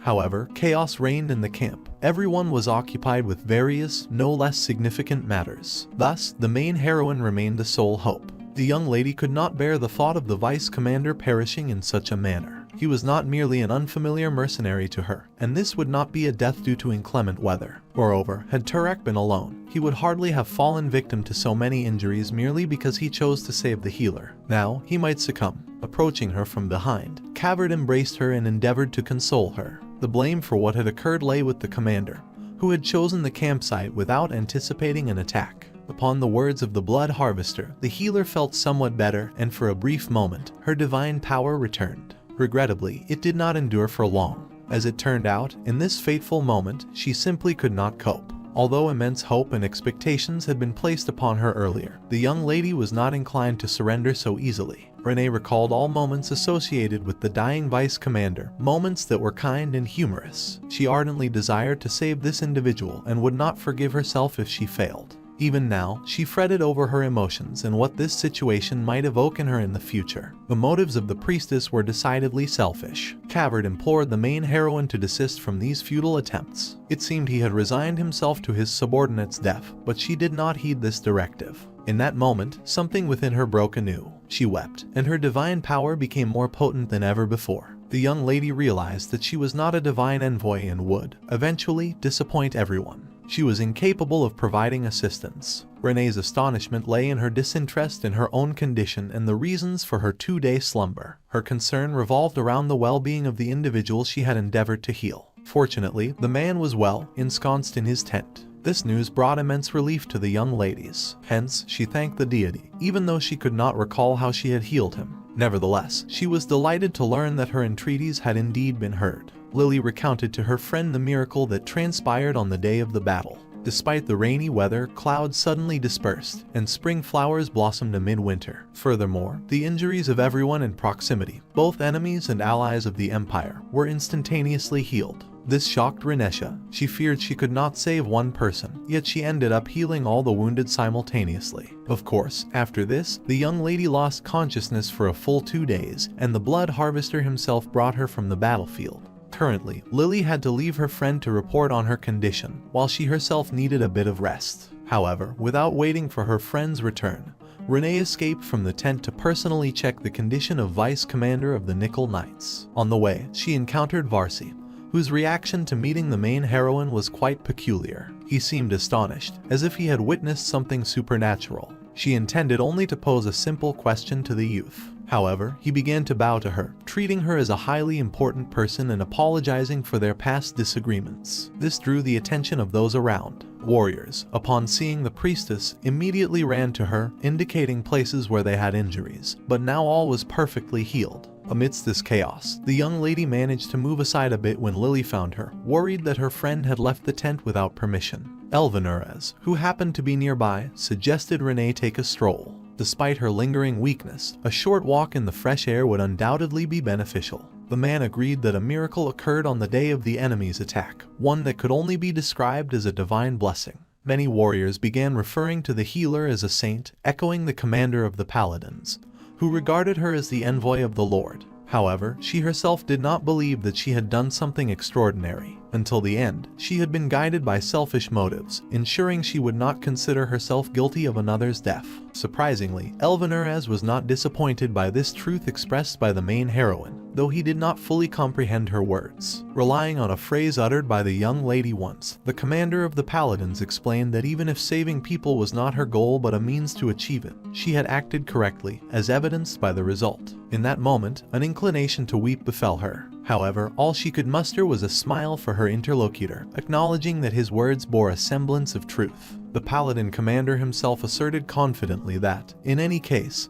he would not be disappointed in the main heroine. Furthermore, he resolved to express his support through embraces, but prior to that, of course, he inquired whether she objected to such actions. This somewhat disconcerted Renesha, yet she concluded that there was nothing amiss in such a pleasant gesture from a handsome gentleman. He was quite pleased with her decision and, as a result, drew the novitiate closer, embracing her firmly. The paladin commander was utterly convinced that even if the maiden exhibited some selfishness in her actions, he, nonetheless, remained altruistic and sacrificial for the sake of others. This conversation aided the young lady in regaining some composure, and if not entirely, she partially released her sense of guilt. Following this stroll, she managed to rendezvous with Turek, who was delighted to see his savior. She had undoubtedly healed him better than all others. He even wished to showcase his completely intact torso after all that had transpired. However, the blood harvester restrained him, as it would be beyond propriety. The vice commander promptly withdrew, avoiding the wrath of his superior, thereby leaving Renee alone with him. The man noted that the main heroine's hair had become shorter. It did not trouble him greatly, but he worried that the healer might find it disheartening. The priestess seized this encounter as an opportunity to express gratitude to the man for once again aiding her on the battlefield, even though everyone around hailed her as the true heroine. Cavert persisted, even now when everything was behind them, in persuading Renee that he was to blame for what transpired that day. She need not harbor guilt for acting selfishly. Following this, Turek returned and once again showered his savior with kind words, even falling to his knees before her in homage. Observing the blood harvester, the main heroine realized that he found the atmosphere rather uncomfortable. The cacophony around greatly displeased him, as he abhorred such things. Nevertheless, she was elated. Smiles abounded, warming the hearts of all present. This moment, Renee thought, would be etched in her memory. However, it was time to gather for lunch. When Turek first encountered his commander, the latter was still in his infancy, whereas the knight had already entered into matrimony. Furthermore, the vice commander's spouse had acquaintance with the bloodthirsty reaper long before he himself did. The man spoke of his beloved woman and vowed to introduce her to the main heroine as soon as they returned home.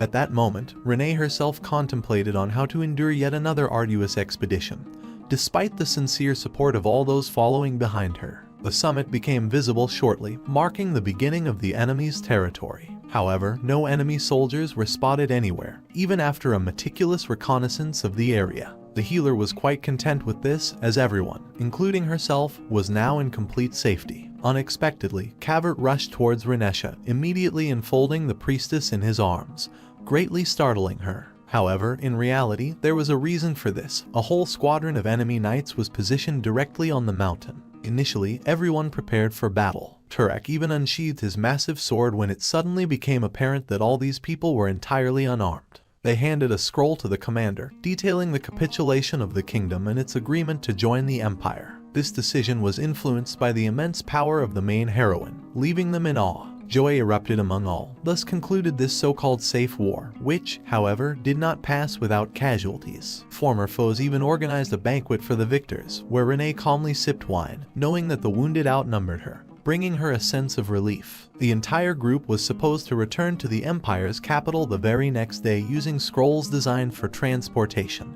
Unfortunately, due to a fire, none remained. Some could be found at the villa where they had rested a considerable amount of time ago. Therefore, the decision was made to reach there and then proceed to the final destination through a simpler means. Naturally, this disappointed the main heroine, as they now faced a rather lengthy journey, given that the enemies surrendered too late. Unfortunately, the girl sprained her ankle on the way and was next to the paladin commander, unable to secretly heal herself. However, because they were traveling together, the man was able to impart important information about her abilities from the moment she healed everyone. Though her power had not fully replenished, it had significantly increased. To clarify all the changes, it would be better to undergo an examination immediately upon return.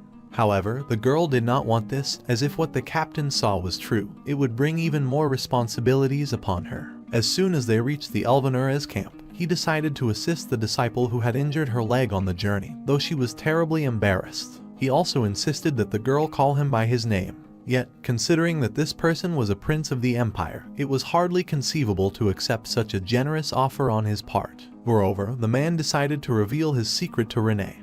He healed her legs with his divine power, which, as it turned out, he possessed as well. When combined with the abilities of a knight, he surpassed anyone else. The temple servant did not understand why he chose to confide his secret specifically in her, but he did not provide a clear answer, only inquiring about her own conjectures on the matter. Following this discourse, the main heroine proceeded to the river to cleanse herself. She felt highly self-conscious each time she gazed at the paladin. Simultaneously, this ritual aided her in feeling rejuvenated. Then, she suddenly realized that recollections of every word uttered by the knight commander quickened her heart. Perhaps she had fallen in love with him. This realization was abrupt. Lily found the maiden by the water. She was somewhat vexed as the weather outside was bitterly cold, and Renee had yet to return to their tent. Naturally, she divulged everything to her friend. Lily herself had observed peculiarities in the interaction between Renee and Elvenuras, but she never thought it would escalate to this extent, although it was evident that the man was far more solicitous towards the main heroine than the others. Unlike the enamored Renesha, her friend endeavored to rationally assess the situation. However, this was quite challenging, as the main heroine was unwilling to hear any arguments. Lily, on occasion, gleaned tidbits of high society gossip when she tended to the son of one aristocrat, who loved to chatter about everything. Since the healer knew little about her beloved, her friend decided to impart more information. He is a member of the imperial family and, as such, occasionally attends social events. In such moments, noblewomen actively sought to capture the attention of such a desirable suitor, literally following him closely and not allowing him a moment alone. Upon hearing this, Renee became deeply disheartened. In such a case, there was very little chance that her feelings were reciprocated. Perhaps he was merely maintaining polite discourse with the girl. She truly could not compare to the aristocratic women, given her much lower lineage. The only thing she could boast of was enhanced magical prowess. The next morning, Renee resolved to confess her feelings to the object of her affection before they returned to the capital, and it became too late for such action. When they return home, the main heroine plans to weave a tranquil life free from poverty, considering her reward for this mission. However, in old age, she may regret not embarking on bold actions. Then she will likely write a letter to Elvenuras, one she may not dare to send, and will lament it until the end of her days. Besides, she wished to finally cease tormenting herself with thoughts on this matter, as doing so might once again rob her of the opportunity to sleep. As the group set forth, Renee continued to vex her friend by incessantly discussing the same topic, fretting over the impending confession to her beloved. Unexpectedly, the paladin commander himself approached them, which was quite astonishing. He informed them of the imminent arrival at the next stop and the forthcoming dinner there. Upon reaching the lodging place, the main heroine was resolute in making her confession right that evening. During the ceremonial banquet, toasts were raised in honor of Renesha, the commanders of the squads, and all others present, for each of them had contributed to the triumph. Nevertheless, the main protagonist found herself unable to partake in the repast, as she was too preoccupied with what she intended to do. Consequently, the enjoyment of the celebration was denied to her. Lily wished to alleviate her friend's distress and, therefore, contemplated summoning the gentleman to her side. However, this was decidedly an ill-conceived notion, and the main heroine declined such assistance. For a while, approaching the paladin commander was simply not feasible, as he was invariably surrounded by a throng of people. However, later, he ventured out onto the street. At that moment, the maiden deemed it her opportunity. To prevent herself from being daunted, she poured a full glass of wine from the bottle on the table and imbibed it in one gulp, not even glancing at the label. Varsi, seated nearby, fretted about the novitiate, as the alcohol proved to be quite potent. A single glass was sufficient to induce significant inebriation. Renesha could scarcely discern her path, everything before her eyes blurred. Nevertheless, she managed to reach the forest and locate the man to whom, she believed, she wished to confess her feelings. Unfortunately, the main protagonist could not bring herself to call him by name, as she was already excessively agitated. Yet, in the future, this would have spared her considerable troubles. The maiden candidly spoke of her affection for one of the Empire's heroes, citing several reasons why she had fallen for him, such as his bright smile, care, and attentiveness toward her. Of course, the healer did not anticipate that her sentiments would be reciprocated and had resigned herself to the possibility of rejection. However, the man before her did not reject her. Instead, he drew her into an embrace. At that moment, Renee realized that the appearance of the man before her differed significantly from that of the paladin commander. She had mistakenly confessed her love to the bloodthirsty slayer. The next morning, the maiden awoke with a dreadful hangover. The events that transpired earlier seemed like a very strange dream to her. She speculated that she might have simply imbibed and fallen asleep.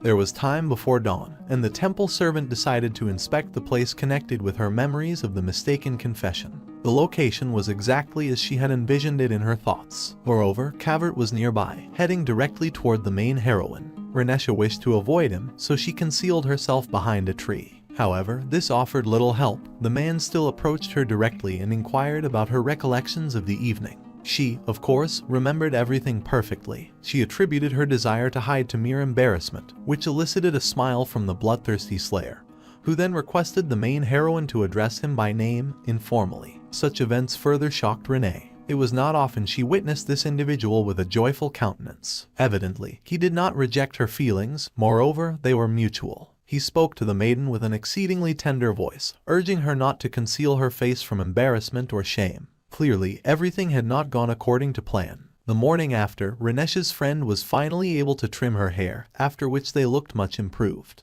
The predicaments of the main protagonist arose from a peculiar liquor, bestowed as a gift from a vanquished kingdom, and also classified as a potent spirit. Even the label bore the image of a bull, intended as a warning, yet it offered no assistance to the healer who paid scant attention to it. Lily was profoundly astonished. Upon hearing her friend's narrative, she could not fathom how one could confess to someone other than the intended recipient. Equally peculiar was Cavert's display of affection toward the young lady, considering his perennial demeanor of aloofness and detachment. Presently, the optimal course for Renee would be to avoid the sanguinary reaper, as explaining matters to him would prove a formidable task, only rendered impossible if his retinue accompanied the healers. Fortunately, this did not come to pass. On that day, paladins, led by their captain, trailed behind the clergy, much to the delight of the main heroine. However, unexpectedly, Elvinurez had witnessed the young lady succumbing to profound inebriation the previous evening, prompting the heir to the duchy to assist her in reaching her tent. As it turned out, hindered by the effects of alcohol, the healer had slightly erred in direction, confiding in the wrong individual. Nonetheless, the man remained as amiable and caring as before. This once again perturbed Renesha, as conveying her feelings to the prince would now prove significantly more challenging. Turek approached them, though his presence was unwarranted. He and his captain had taken the lead today, but it transpired that Cavert's conduct was the cause. From the outset of their journey, he persistently looked back and sought to walk at the rear, only responding to inquiries with the name of the main protagonist. The vice commander decided to personally bring the young lady to him. Furthermore, the sanguinary reaper requested a meeting with the novice as soon as they arrived at camp, sounding perilous. However, serious consequences for the young lady were unlikely. Observing Renesha's fear, the knight resolved to aid her by informing his superior that she could not come to him immediately due to ill health, thus intending to repay her, if only in part, for her rescue on the battlefield. The main protagonist well understood that she could not perpetually evade encounters with Cavert. If she feigned illness, he might even come to her tent, where she could not easily conceal herself. Furthermore, she still harbored hope in her soul that the man, just like her, had erred when confessing his affection and now regarded the situation as peculiar. Prior to the meeting with the sanguinary reaper, René's resolve to clarify the recent events had completely waned, and his approach induced outright fear. It was difficult not to comprehend that she was avoiding dates with him. Therefore, Cavert sought to ascertain the reason they must conceal their relationship from others and was clearly displeased with the situation. Without awaiting the girl's response, the man ventured into the forest, evidently inviting his beloved to follow. Initially, the healer perceived the situation as dire, as, far from others, he could demand accountability for her mistake. However, it later became apparent that the man adjusted his pace to the novice's, caring for her. Ultimately, he presented the young lady with a splendid view of a lake she had not previously seen, thereby creating a romantic atmosphere. Such a landscape elicited delight in the maiden. She felt as if transported to an entirely different realm as she gazed upon it. Observing the joy in Renesha, the knight, too, could not restrain a smile. His fondness for her became increasingly evident. His declaration of affection was unlikely to have been an error. The sun was already setting, and consequently, the chill of the evening began to descend. To prevent the main heroine from freezing, the gentleman gallantly offered her his cloak, which, in comparison to the petite frame of the healer, was vast. Analyzing the transpiring events and past occurrences linked to the commander of the Nickel Knights, she realized that he likely harbored feelings for her for quite some time. Hence, she chose to confront him directly when he became cognizant of his infatuation. Only upon uttering her query did she grasp the foolishness of it. Hastening to apologize and rectify the situation, she inadvertently exacerbated matters by mentioning that Cavert had hitherto shown no signs of attention toward her. In the midst of René's confession, wherein she referenced the benevolence of her object of affection, she inadvertently disclosed the truth that her professions of love to the sanguinary reaper were falsehoods. The commander of the knightly cohort himself appeared visibly disconcerted by this conversation, and the heartbeat of the main protagonist quickened. Later, Turek speculated with trepidation about the alterations in his superior's behavior, even positing the influence of dark magical forces. Renesha, in some sense, concurred with him, as she had not expected care and respect for her decision to keep their so-called relationship secret from someone like him. At times, they embarked on lengthy strolls, reveling in picturesque vistas. The gentleman never missed an opportunity to exchange morning greetings with his beloved. Contemplating this, the young lady felt melancholic. Nevertheless, on occasion, she reciprocated concern for Cavert, inquiring about his ability to rest, though his fatigued appearance conveyed the answer. Such moments greatly pleased the man himself. For several days, the novice pondered what to do next in this situation and endeavored to comprehend how she had overlooked the signs indicating the man's infatuation. Ultimately, she decided that she did not want to bid farewell to life due to revealing the truth to this intimidating individual. Meanwhile, the group had already arrived at the villa, where scrolls of teleportation were located. During this time, Lily had formed a friendship with one of the paladins, who assisted her in caring for the main heroine during the journey. René, on the other hand, established a connection with Varsi. They often conversed about religion, and the youth was pleased to engage with the person who had wrought such a wondrous miracle. Only towards the end of their expedition did the priestess realize that all those with whom she had lived for an extended period were aristocrats. However, due to the ravages of war, the boundaries of interaction with them had blurred. Before departing for the capital, Elveneriz decided to converse with the main protagonist. Of course, she could not refuse him, so she ventured into the forest with him. The prince informed the maiden about the mandatory assessment of her newfound abilities, as well as the likelihood of bestowing upon her the title of saint. These facts weighed heavily on her. However, the chance of actually receiving this title, as the novice herself believed, was exceedingly slim, as candidates were usually chosen from the state temple. Moreover, according to the gentleman, a welcoming ceremony awaited them in the capital. Given René's significant contribution to victory, she was expected to lead the procession. This also implied that her relationship with Cavert could become public knowledge. This dismayed the hapless girl. She didn't even know how to ride a horse for this procession.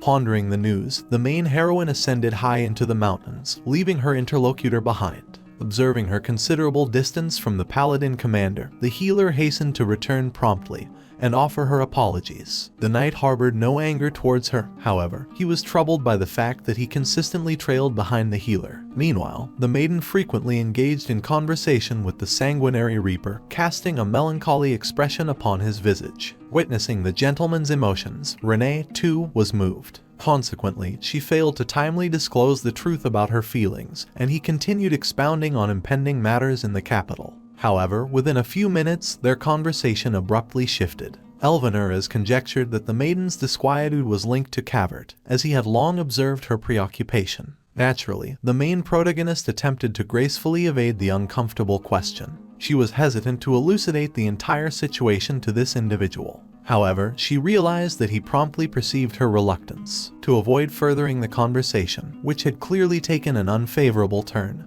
the maiden decided to depart. Unfortunately, stumbling over stones, she narrowly avoided a fall, managing to steady herself by grasping a tree. The paladin commander gallantly supported Renee from behind, effectively embracing her. They found themselves in close proximity once again, fostering an awkward situation. Unexpectedly, Cavert appeared nearby, fuming with anger at the sight of another man touching his beloved. Evidently, he harbored profound jealousy. The sanguinary reaper first seized Renesha's hand and led her a bit farther away from Elvinur, only then proceeding to inquire about the situation. The prince swiftly offered an apology for the complicated circumstances, recognizing that it was unwise to further provoke the commander of the Nickel Knights. Unwilling to entertain any justifications, the duke's heir forcefully drew the maiden away, alarming her even more with his abruptness. Clearly, no man would wish to witness such a distressing situation involving someone he cared about. However, for the ensuing discourse, the sanguinary reaper chose a location on the edge of a cliff, which seemed excessively threatening.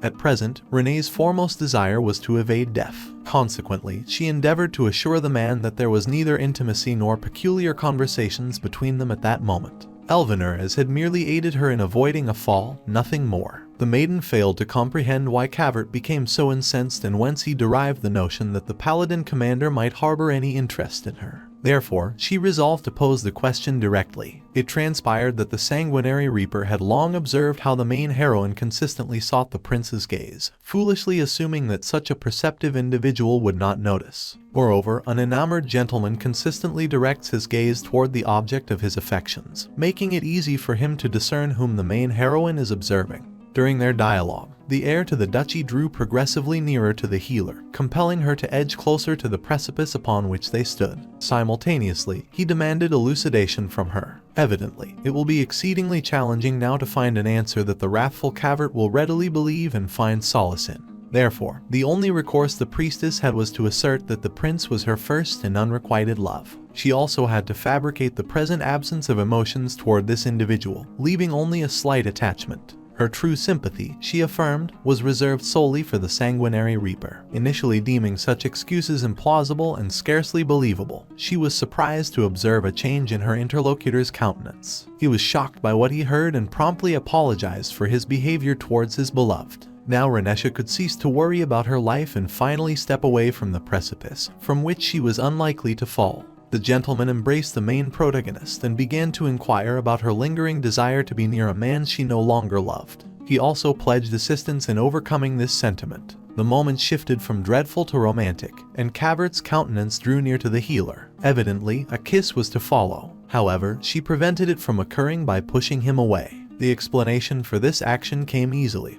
Her feelings toward the man were so intense that such proximity would be overly disconcerting at present. At that point, the sanguinary reaper did not insist, agreeing to wait until his beloved grew accustomed to her own feelings in his presence. Finally, it was time to return to the capital of the empire. Yet, before this event, there was commotion in the camp. Two commanders of the squads argued, each desiring the acolyte to be on his horse, and they each had their reasons for it. The paladin commander believed that, as he was the principal figure in this military expedition, he could accompany such an important person. Furthermore, since she would likely be granted the title of saint, it was preferable for her to be accompanied by a person of high status. Cavert considered the entire scheme rather peculiar since paladins served a different religious order than the healer. Thus, it was highly unlikely for the main heroine to receive such a lofty title. Renesha herself felt very awkward. Both men were partly correct, but only she could resolve this initially challenging situation. Meanwhile, the prince transitioned to more unpleasant topics of dispute for his opponent. Although he worshipped a different deity, the essence of their beliefs was remarkably similar. The sanguinary reaper, on the other hand, had no affiliation with the temple where the maiden lived and worked. All of this went too far. Certainly, the heir to the duchy was a frequent visitor to the church and significantly contributed to its existence. However, he always preferred to keep this fact secret. Nevertheless, the gentleman made a statement that shocked everyone but was entirely truthful about his regular visits to the sacred place for many years. No one could believe it to be true. Renee began to inquire about the reasons for his visits, but she did not wish to further unveil Cavert's secret. Therefore, she responded with a rather vague phrase. In the end, to alleviate tension among those present, the maiden personally decided to accompany the commander of the Nickel Knights,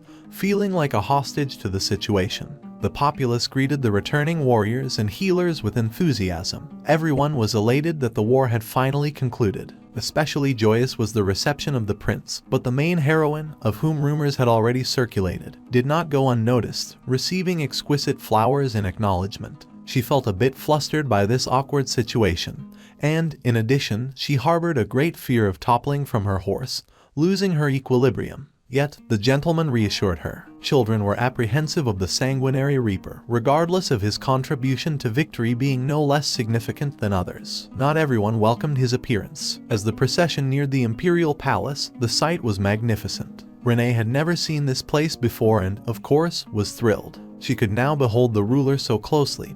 Previously, she had been amidst the crowd, far from him, able only to discern the color of his attire. Before the steps leading to his majesty, everyone had to dismount, but for the main heroine, due to her diminutive stature, the task seemed less straightforward. Furthermore, because of the commotion caused by the young lady, the steed, on whose back everything transpired, had to hasten its pace. Fortunately, her companion assisted her by extending his hand. Now, dismounting from a relatively considerable height for the young lady was not so arduous. One of the petals, showered upon the victorious returnees, landed on Renesha's head. The sanguinary reaper decided to remove it, but from an onlooker's perspective, it appeared as though he was caressing her hair. When people witnessed this scene, immediate whispers circulated about how the sanctified power of the acolyte had even saved the heir to the duchy, enchanting him. No one could believe what was happening. For the priestess herself, it signified that their relationship problems would only intensify now that they had become public. Upon returning to her native temple, Renee was quite angered with the priest who sent her to war, deeming it safe, which was, of course, impossible.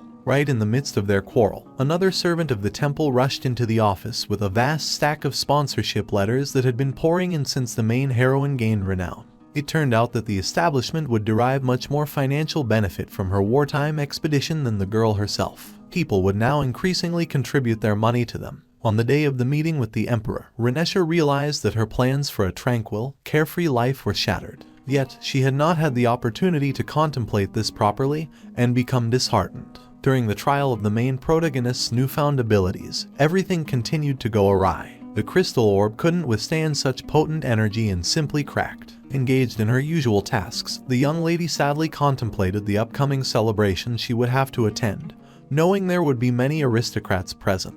Initially, Lily attempted to advise her friend on how to properly decline attending the unpleasant event. However, it turned out to be simply impossible. Another priestess approached them, enthusiastically congratulating Renee on earning not only wealth, but also forming a relationship with the noble Cavert during the war. She also decided to inquire about the second girl's affections. In the mansion of the duchy, several individuals immediately assisted the main heroine in selecting a dress, including her confidante. However, the healer herself had no particular preferences and remained shocked by this place. A short while ago, while the healer was engaged in laundering, a carriage approached her. From it emerged a gentleman who conveyed that it was time to proceed to select a gown for the upcoming celebration. As it transpired, the young lady was to accompany the heir to the duchy to the event. Although she was not particularly pleased, such an outcome was entirely anticipated. In the dress shop, all the garments appeared resplendent but were clearly exorbitant in cost. This left the main heroine feeling uneasy about having to don something of the sort. Lily suddenly decided to suggest to her friend to extract maximum benefit from the situation that had unfolded between her and Cavert.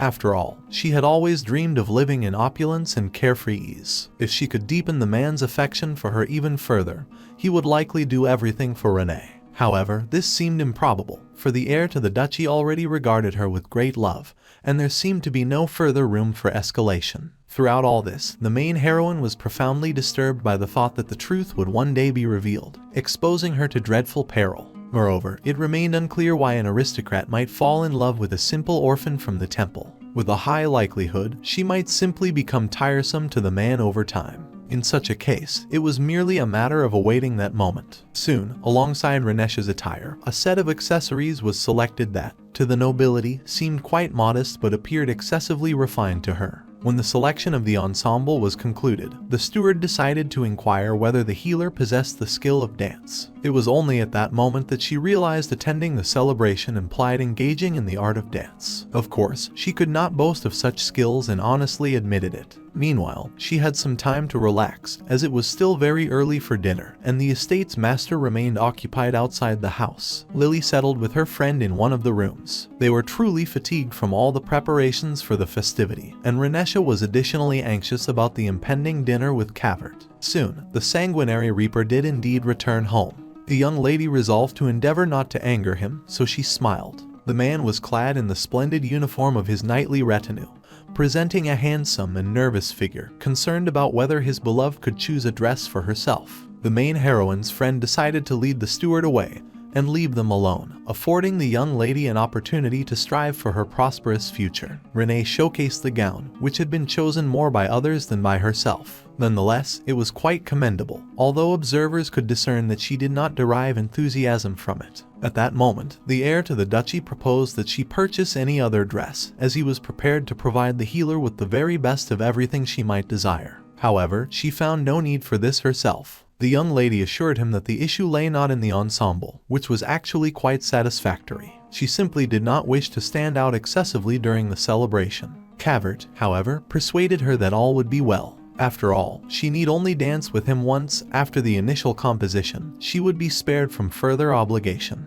Though many would likely seek to invite her, the mere thought of this irked the man. He did not want his beloved to grow closer to others during the event. Yet, the young lady had no concern for aristocrats. Therefore, a single dance would suffice. Additionally, the sanguinary reaper planned to become his beloved's tutor. She was greatly surprised and inclined to decline, not wishing to cause him inconvenience. Besides, creating shared memories with him seemed unnecessary. However, he was ready to fulfill any request of the young lady, dedicating as much time to her as possible while respecting her boundaries. Hence, instead of kissing Renee's hand that evening, the man merely drew near and exhaled warm air. On the day of the event, the main heroine appeared before everyone in a beautiful gown. She was introduced to the guests, inevitably attracting attention. Society was exhilarated by the emergence of such a pivotal figure for the nation in public. Everyone desired to converse with the prospective saint, having heard of her accomplishments. One of the aristocrats was not particularly content with this state of affairs. She evidently did not acknowledge the main heroine and her merits. Nevertheless, she was compelled to greet her at the request of the elder lady. The healer herself modestly declared that she had not yet been bestowed with the lofty title ascribed to her. She merely served her temple. However, in reality, she felt uncomfortable in such an atmosphere. Amidst the nobility, the girl of humble origin could not engage in dialogue with ease. All she could do was graciously smile at those who wished to see her until the commencement of the first composition, signaling the onset of the dance. Fortunately, after this, she could take a brief respite. Although her partner was elated by the proceedings, Renee herself yearned to depart from this place, never to engage in such activities again in her life. For the most part of the song, she stood like a puppet, incapable of movement. It was only thanks to Cavert's skills that this was not overly conspicuous. The gentleman also brought a glass of champagne to his companion, noting that even beyond the public gaze, she remained perturbed by the transpiring events. Events in the life of the priestess were unfolding too swiftly. Not long ago, the sanguinary reaper regarded her with disdain, and after the acknowledgement, everything suddenly changed dramatically. To avoid remaining in the banquet hall, Renee decided to step outside. Naturally, even on the terrace, she was accompanied by the heir to the duchy. However, there, his relatives appeared, desiring to discuss some important matters with him privately. Unsurprisingly, he disliked this and even displayed anger. Nevertheless, unable to refuse them, he left Renee alone for a while. Once the young lady was left alone, Turek approached her. He, too, appeared particularly splendid on this day. His spouse accompanied him, whom he had promised to introduce to the girl during the campaign. The woman seemed very amiable. She was evidently grateful to Renee for saving her spouse. However, upon learning that he had nearly perished in the hands of the novice, she became infuriated with the man for how greatly he had frightened the unfortunate soul.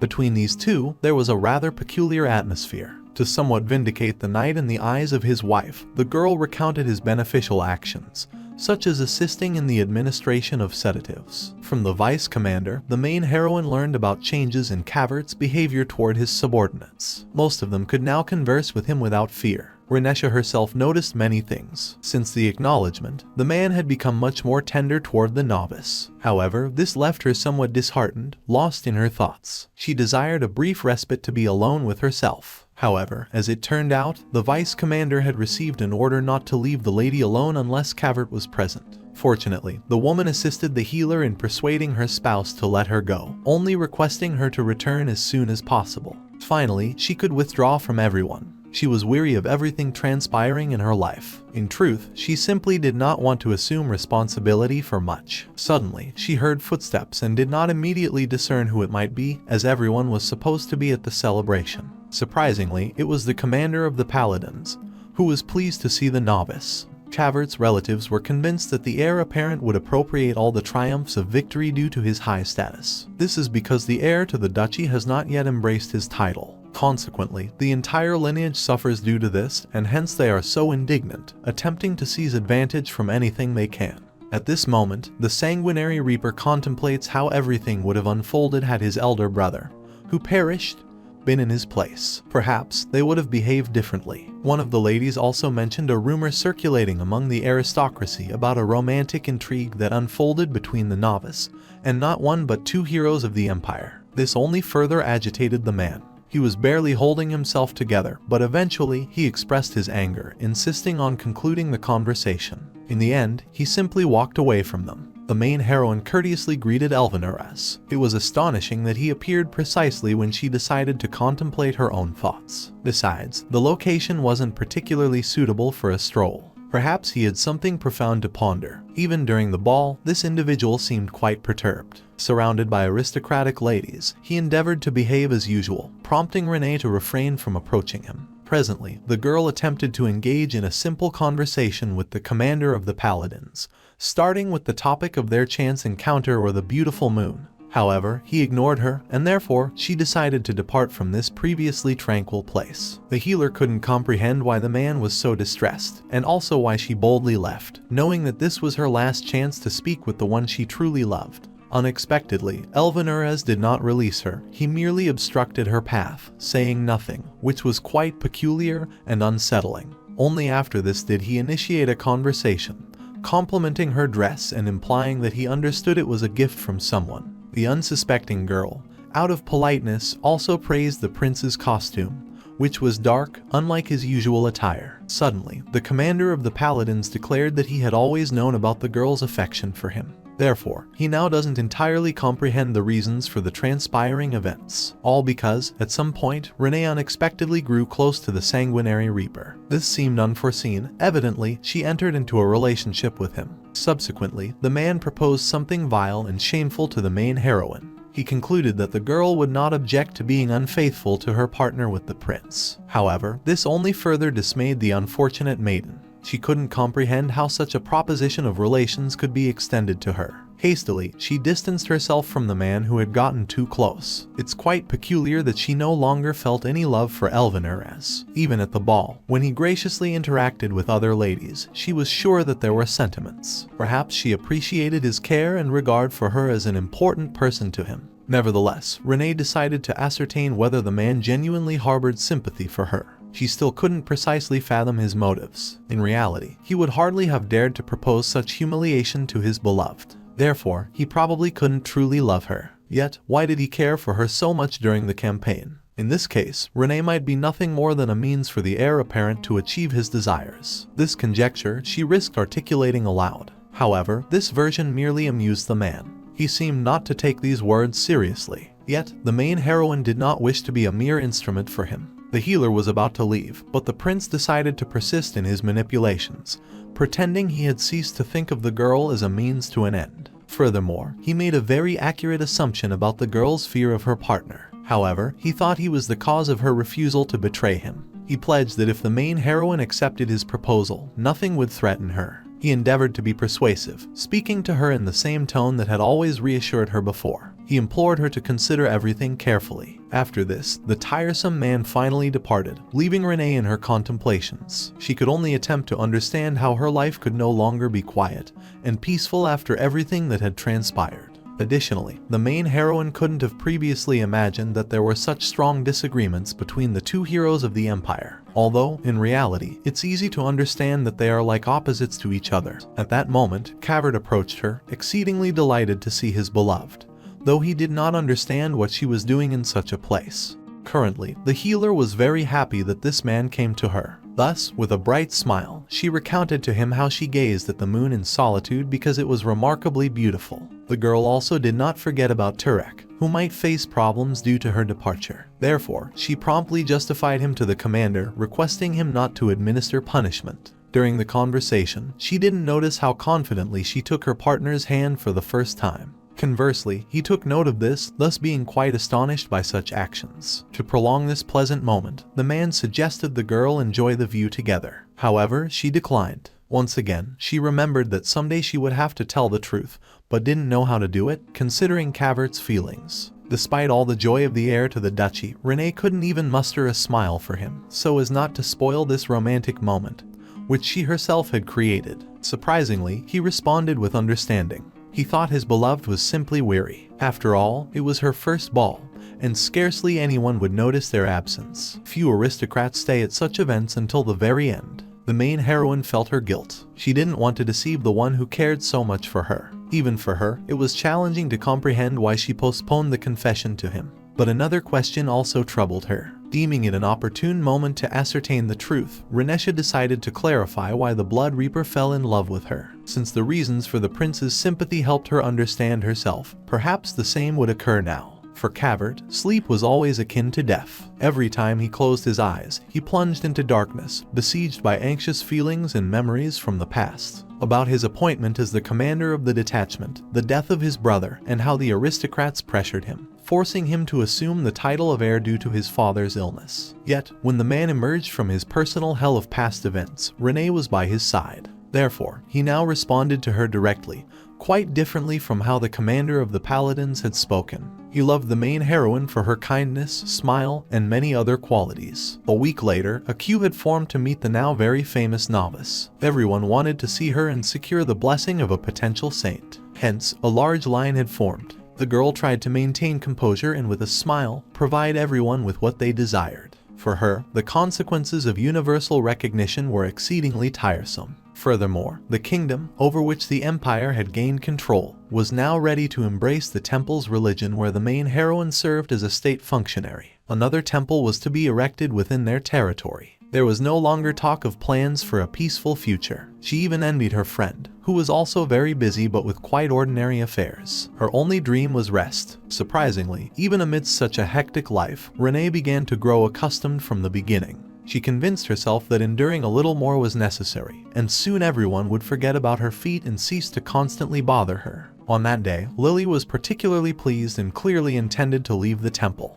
The reason being that the next day, the Gloria organization's admissions process was commencing. It was a well-known place, and its members were equated in importance to nobles. For outstanding merits, some even received titles. Temples that raised such individuals could also take pride in this. Mostly, those who aspired to wealth and fame dreamt of joining there. However, Renee had no desire for this at all. Despite the high priest's attempts to persuade her, the girl was adamant. She lacked a serious motivation, unlike her friend, who was saved by a person from Gloria in her childhood. Not only did the main heroine fear that her free time would diminish further, but she also had no desire to confront monsters created from energy opposing the divine. Members of the organization often accompanied knights on campaigns to combat these creatures, and the girl had had enough of what she experienced in the war. Therefore, even the intriguing knowledge she could gain there did not appeal to her. To the high priest, she simply stated that she did not want to leave the temple and hoped that her reason would be quite convincing.